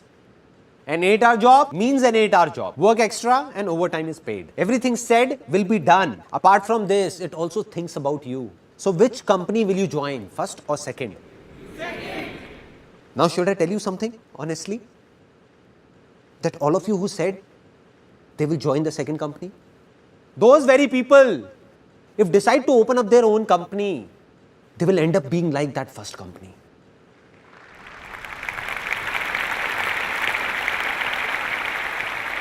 They'll forget about it. Now when they will have their own company, they'll wish to get an employee worth 8,000 for just 5,000. What are we doing, man? What are we doing? There are 2 kinds of people in this world. Those who believe in sharing and those who don't. Now the ones who don't will today or tomorrow have their hands and legs cut. There will be a stage when everyone will leave them and go away to join those people who believe in sharing by their heart. Today they have 2 hands. Gradually they will have 4 hands. 10 hands, then 100 hands, and then thousands. A day will come when he will have countless hands, and that day, success will be a very small word. It will be a miracle. Miracle.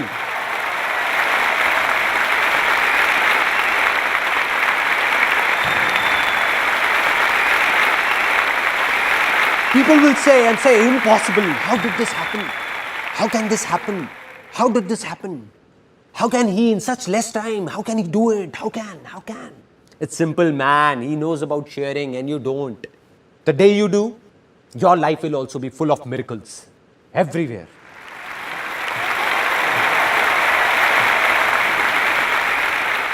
Now, the tree of success has a lot of fruits and we are sharing them. Knowing more fruits will grow. We are sharing. So you have become successful. But now the question is, who am I? What's my story? As a kid, I thought I could do many things. But as I grew up, I thought I couldn't do anything. And there were a lot of reasons behind it.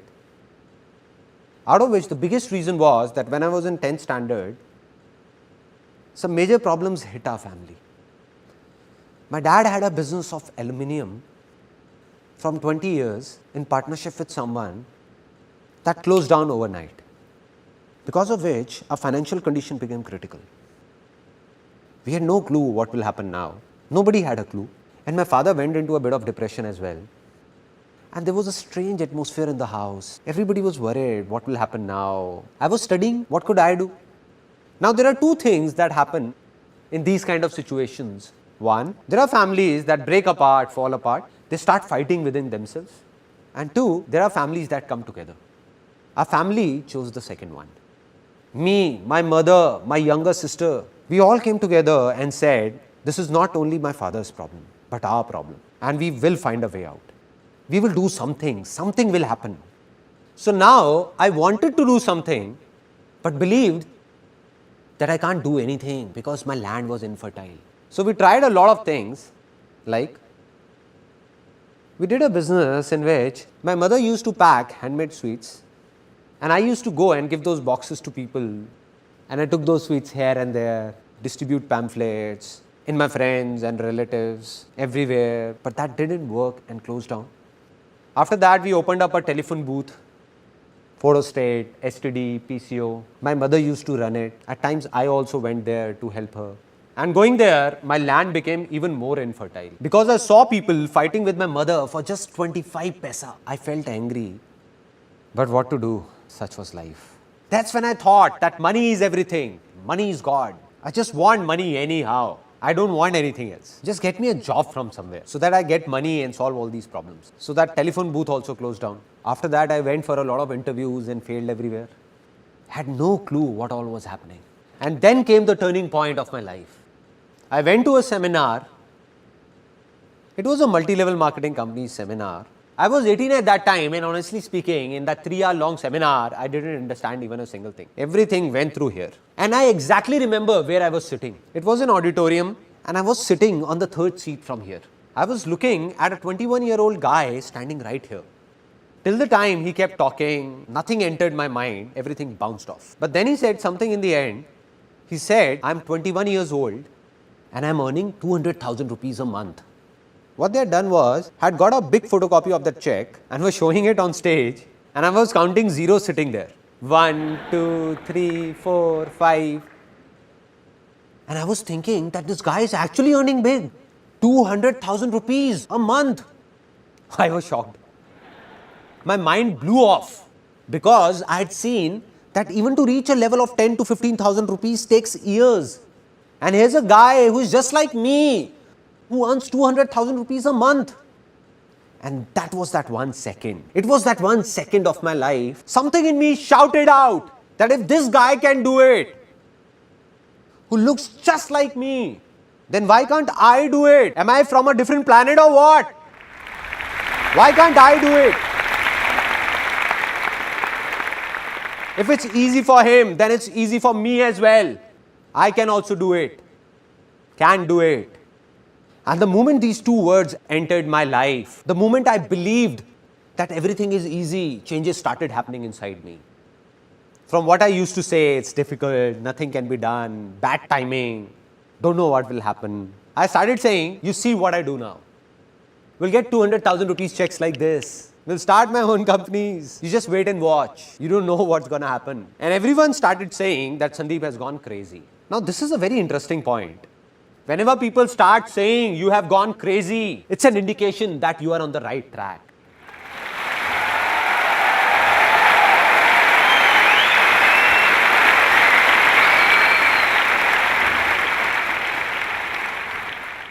A tinge of craziness is a must.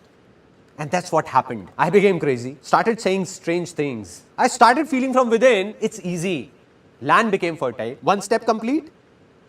Now the second step, to discover what to do. Now there were 2 voices, outer voice and inner voice. I saw that man on stage and looking at him, I said, I want to be like him. If he's doing this, then I'll also do this and earn 200,000 rupees a month. But it wasn't my inner voice, all outer voices. So I took around 20-25 people to that company and nobody joined. In fact, the ones I took ridiculed me saying, where did you take us? And how much will you give us out of your 200,000? So I failed badly. And there were 2 reasons why I failed. 1, it was not my inner voice. And 2, I didn't understand sharing. I was taking people there not for their benefit, but for my selfish reasons. As an 18-year-old, all I thought was to solve my own family problems. To hell with these people. So I couldn't fool people. So back then when I failed, was it my good luck or bad luck? Bad luck, no. How can it be good? As per that time, it was bad luck only, no? But this is the very mistake, because nothing is bad in this world. Because whatever happens, happens for the best. Success comes from experience, and experience comes from bad experiences. Which means that success can only come to you with experience, and experience can come to you only through bad experiences, not with good experiences. Right. And this is what I understood. When I went to that company, it was not a waste. Although I failed financially, but I got to know about a lot of good things and started understanding them. Different things entered my mind that I understood that yes, I understood that even failures are useful. So I didn't feel sad. After that, I heard outer voices once again. Again, I made the same mistake. I was told by my relatives, family members, don't know seriously or not. They told me that Sandeep, you have got looks of a hero, man. And I thought so many of them couldn't be wrong. I heard the outer voice and went to become a hero, to be a model. I said I will. If everyone is saying, I will. So I went and saw that heroes like me, thousands, are standing in a queue and eating roadside burgers. I said to myself, Sandeep, there you go, dude. But I didn't lose hope. I was determined to do something easy. It's easy won't work till the time it doesn't come from inside. And that's what happened. I told myself many times that I'll do it, I will. But it wasn't from within. To become a model or a hero or do acting. Used to go for auditions but went blank. Forgot everything. Didn't enjoy it from inside. Did some music videos as well.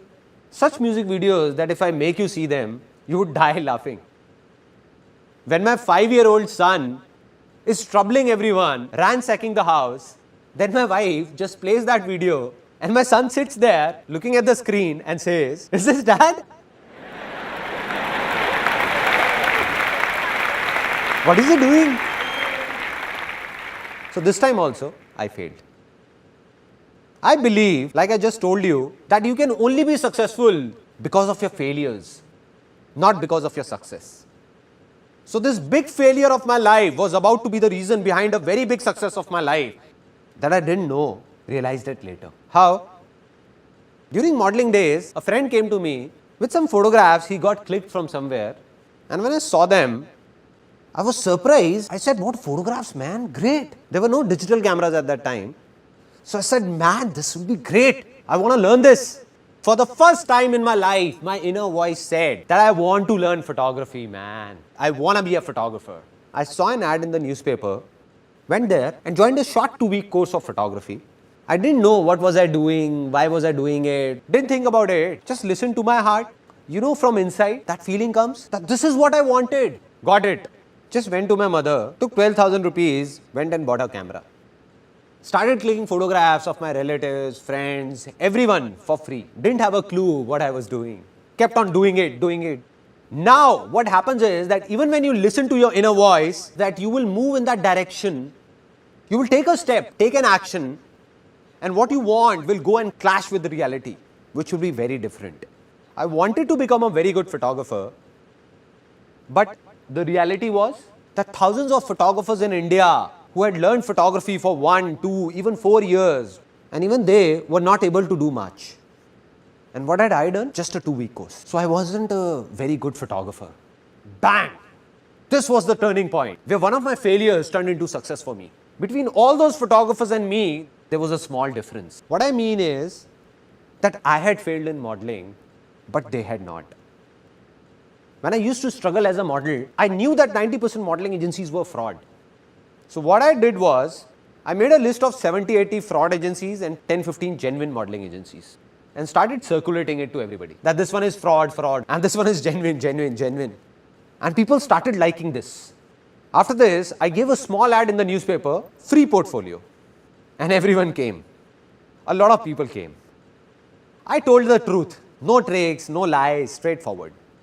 I said, look, I'm not a very big photographer or a great photographer. I've just finished my course from here of 2 weeks. So one option is that you get your own film roll, get the processing done, and your cost will be this much, 3,000 rupees. Or the second option is that I do everything for you. Now, if I go to any wholesale market, so the same film roll you get for 150 rupees, I get it for 50 rupees. And in this complete exercise, I'll get 1,500 rupees. So I said, we can do it as you wish, that way or this way. So they said, we don't have any problem, you only do it. We'll be spending the same amount. See, this is what I've always believed, and will always believe that if you want to do anything in life, tell the truth. Don't confuse anyone.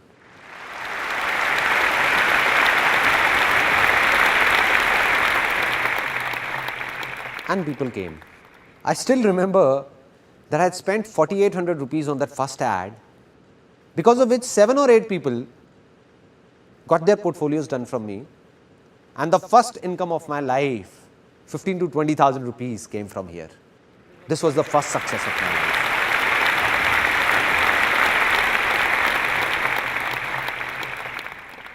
Now, the second big failure of my life. A guy came to me and said that let's do an event together. Let's do a New Year party. They are in fashion these days. Everybody's doing it. Now my inner voice said that I wanted to do an event for a long time. I said, okay, I'll do it with you. No worries. It's just that I don't have the money on me. He said, you don't worry about the money. I'll take care of that.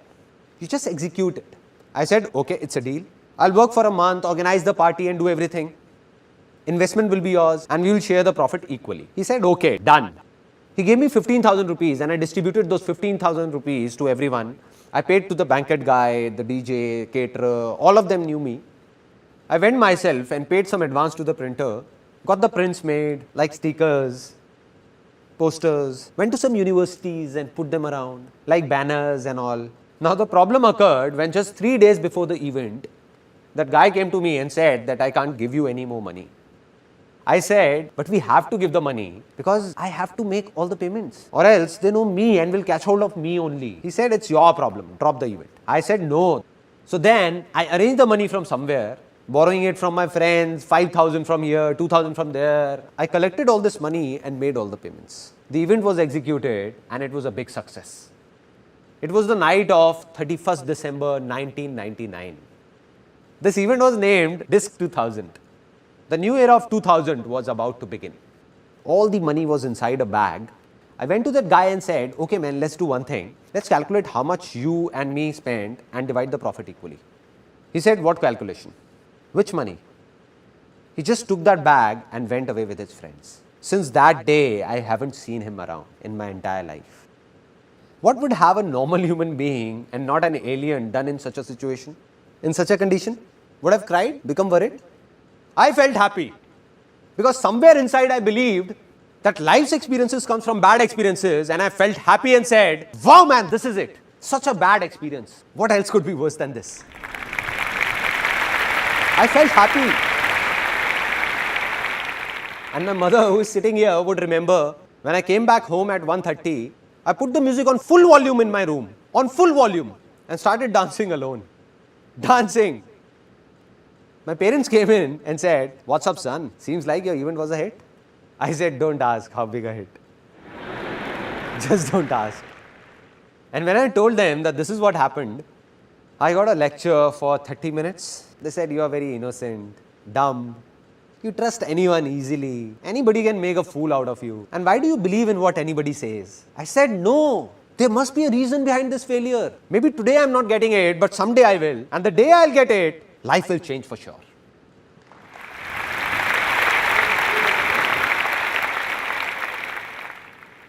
One year passed by, 2 years passed by, I didn't get it.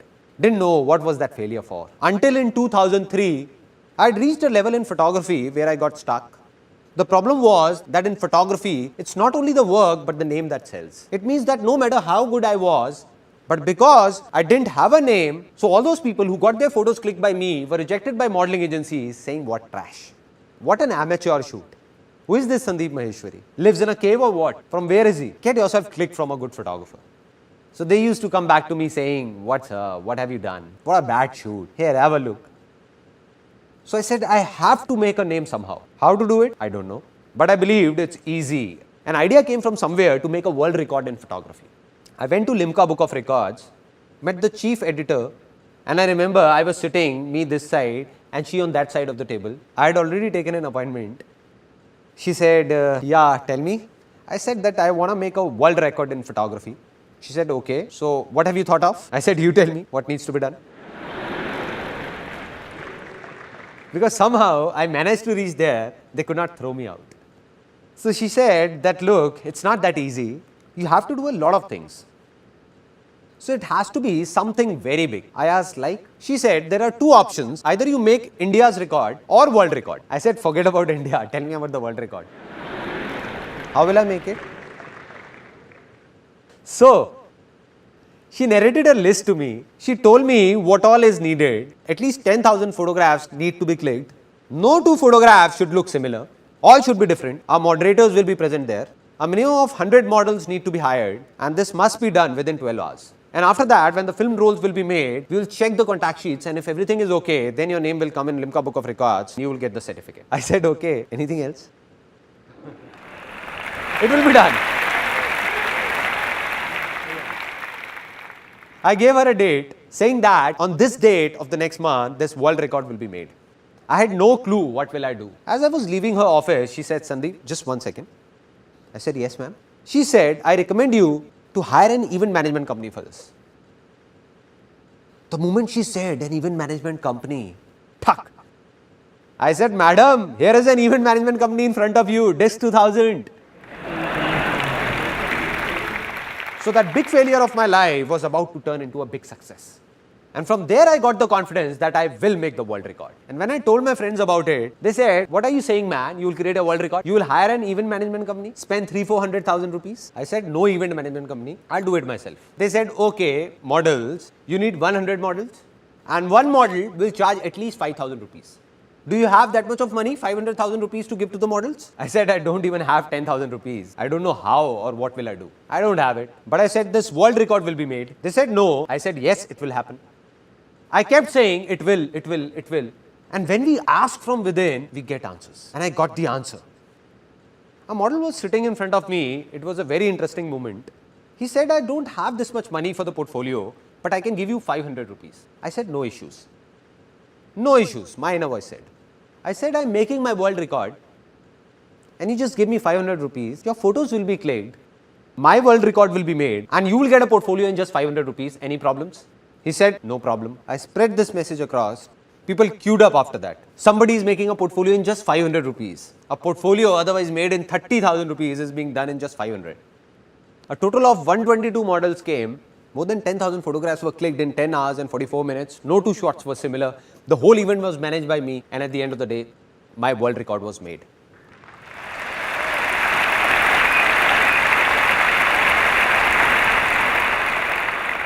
Now I'll show you the biggest failure of my life. I'll not tell you about it, rather show it to you. That what was it?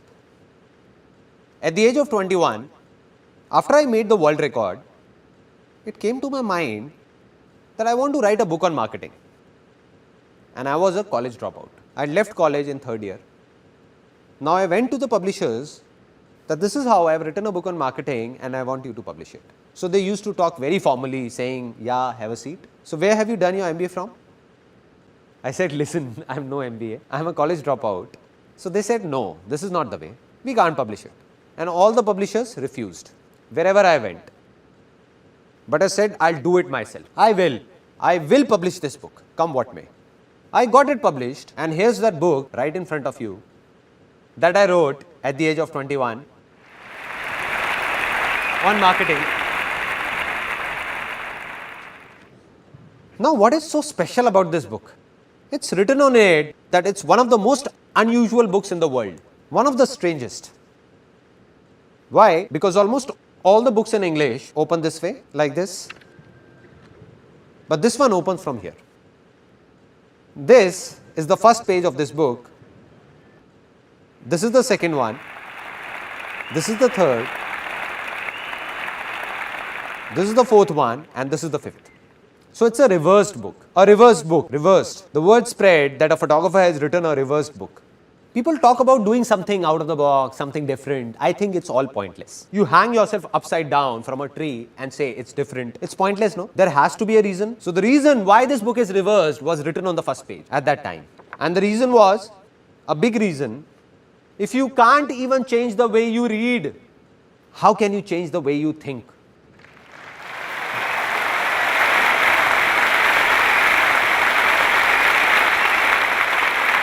That is, if you can't even change the simplest of your habits, how will you change your life? Just leave it.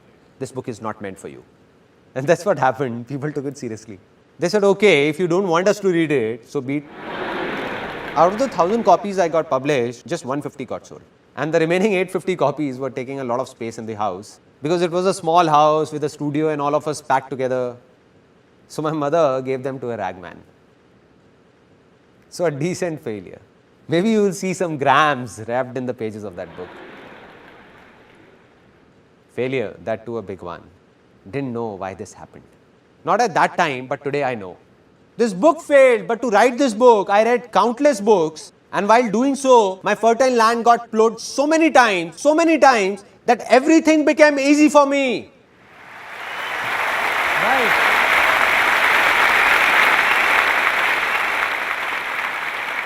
So today, everything I am is because of my failures. Now, final points. That from where did the biggest success of my life come? In the world of modeling, we were the only agency that got a declaration signed from people that said there is no guarantee of work. We'll make your portfolio, give it to the agencies. If you're lucky, you will get work or else not. And being truthful and honest, we became one of the biggest agencies of Delhi. Though we tried to click the best of photos, but the models still didn't get any work in the market. So my inner voice said, I must do something for these models, something. What? I don't know. Not to take money from them, but to solve their problems somehow. And when the question came, it was answered. An ad agency guy came and said that I don't have time.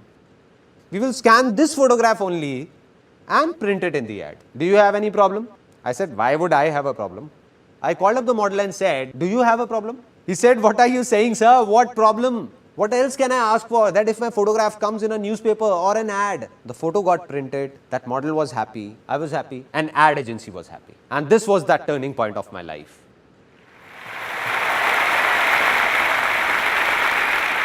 That's when the calling came that this is what I want to do and this is what I did. I'll explain it to you in brief that all the ads around you that you see in newspapers, magazines or hoardings, almost all the brands in India, the photographs seen in them are ours. Those companies buy them from us.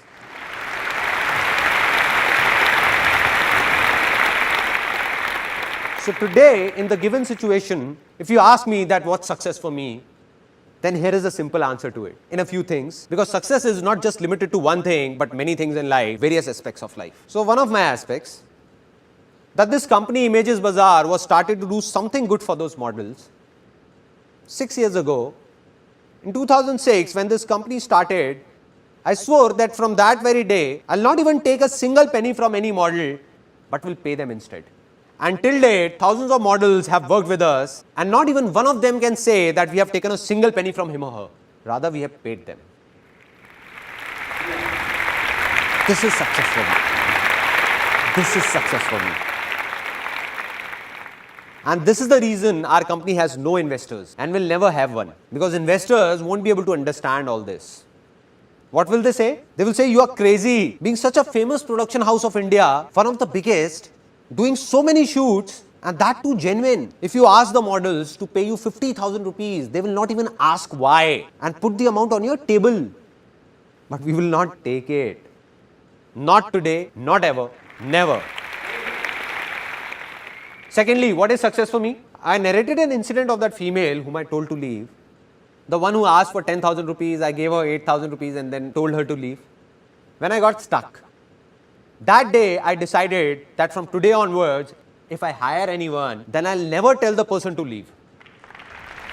Never. They can go by themselves if they want to, but I'll never ask them to leave. 8 years, 10 years, 12 years, 14 years, everybody is still there. In our company, faces don't change. All are still there. So success for me is to share everything with my employees and do all that I can do and go beyond any limit to keep them happy. Any limit. This is success for me.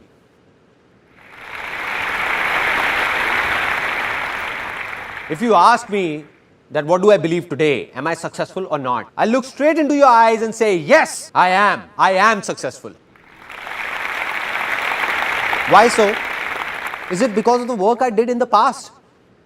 No man, that was past. All the awards I got, business I did, that is all gone. That was past. It doesn't matter. There are many people in this world who keep on saying that I failed once in the past and keep saying I'm a failure, failure, failure. Come on, man, it's not that you are a failure, you were a failure. You were. Right. On the other hand, there are people who became successful in one thing in the past and keep talking about that only. Keep talking that I am successful. I am. You know why? Because 20 years ago I did that back then. No, man. What are you doing today? Are you really happy today? You were happy back then. But today, are you doing what the world expects you to do? Or are you doing what your inner voice says? If you're following your inner voice, then only you are successful. Otherwise, you were a success yesterday, but you are a failure today.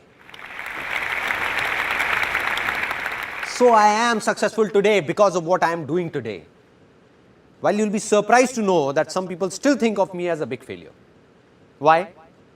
I'm doing so many good things. Business is good, everything is good. Those people who were running in a race with me, and everybody believed that Sandeep Maheshwari will become the biggest entrepreneur of India. But I stopped running. I said, continue. I'm not in this race. So as per them, all this I'm doing today is out of their comprehension.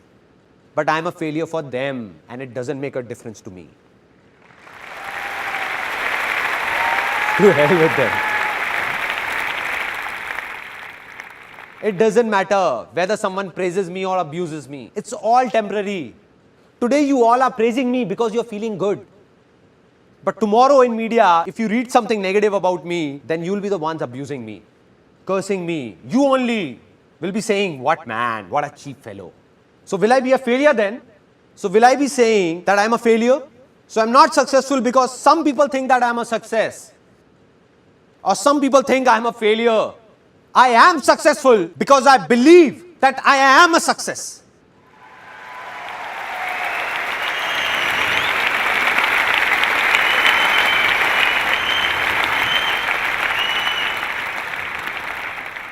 Yesterday I met one of my friends and he was asking that from where do I get the inspiration of doing all this? From where? It all started when I was 12 or 13. My grandmom used to narrate a story to me and I liked it so much that I listened to it daily and cried daily. My grandmom used to say, I'll not narrate it again because you cry. And I used to say, please, please. It was a story of a man who used to be very happy with his family, friends, very happy, enjoying. Then a stage came in his life when greed crept in. And because of that greed, he started fighting with his parents, brothers and sisters, with the whole world. Started thinking just about himself and got separated from everyone. He even started fighting with his own wife and kids. So in the remaining last few seconds of his life, when he was about to leave this world, tears were pouring down and he was crying, crying and crying. And the last words he uttered were that I made a big mistake. I made a big mistake. And he left this world saying this. So when I used to listen to that story, something happened inside me. I don't know what it was, but I always used to think that when my last moments will come, what will I say? What will I say to my people? I didn't know it then, but today I know that during those last few seconds of my life, tears will be pouring down, but I'll be crying out of happiness.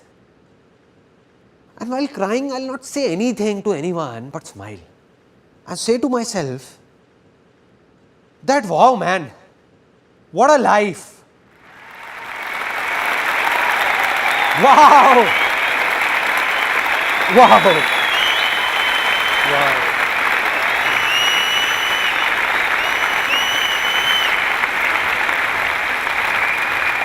This is life. This is life. I did it. Saying this within me only, not saying anything to anyone, no regrets whatsoever. Now, the final moment of this seminar. I told you in the beginning of this seminar that I don't want anything from you and will never talk about my benefit. I lied to you. I'll ask for something. Won't let you go like this. I'm going to ask for something. So I'm going to ask for something from you from the bottom of my heart. If possible, give it or else don't. So I fold my hands and request you all that today all of you have a hunger to do something, to become someone that has brought you here. But a day will come in your life when you will have much more than you need. That day, if you find someone with a hunger, just be of a little help to that person. That's it.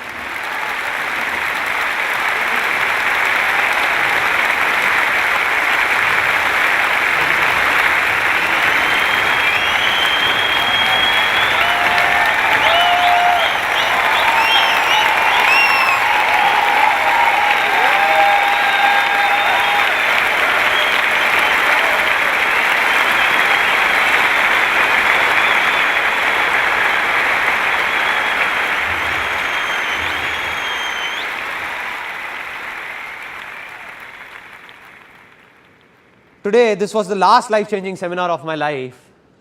One thing is ending here, but another thing is taking off. I'm gonna keep recording all my experiences one by one in videos, record them.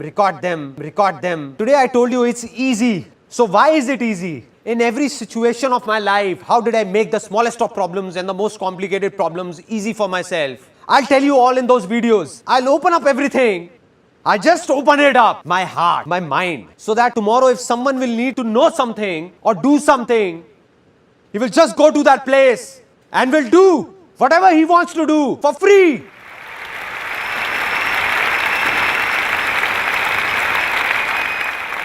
And I'll go from this world, but millions like me will come forward. Millions out of you only. Millions like me, where I am standing, right here, someone else will be here, some other crazy fellow, someone else will be doing something like this, and this world will change. This world will change.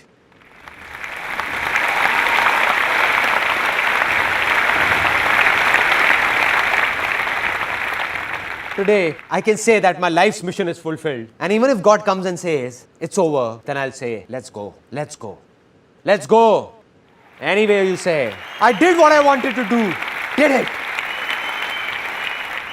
Till today, millions of people have attended my seminars. And if I continued further, another few million would have seen it. But now it's video recording, this video recording that's going on will be watched by billions in near future. Out of them, a few people will be there whose conscience will call out, not from here, but from here. That I have to share with those people who need me. And the day this happens,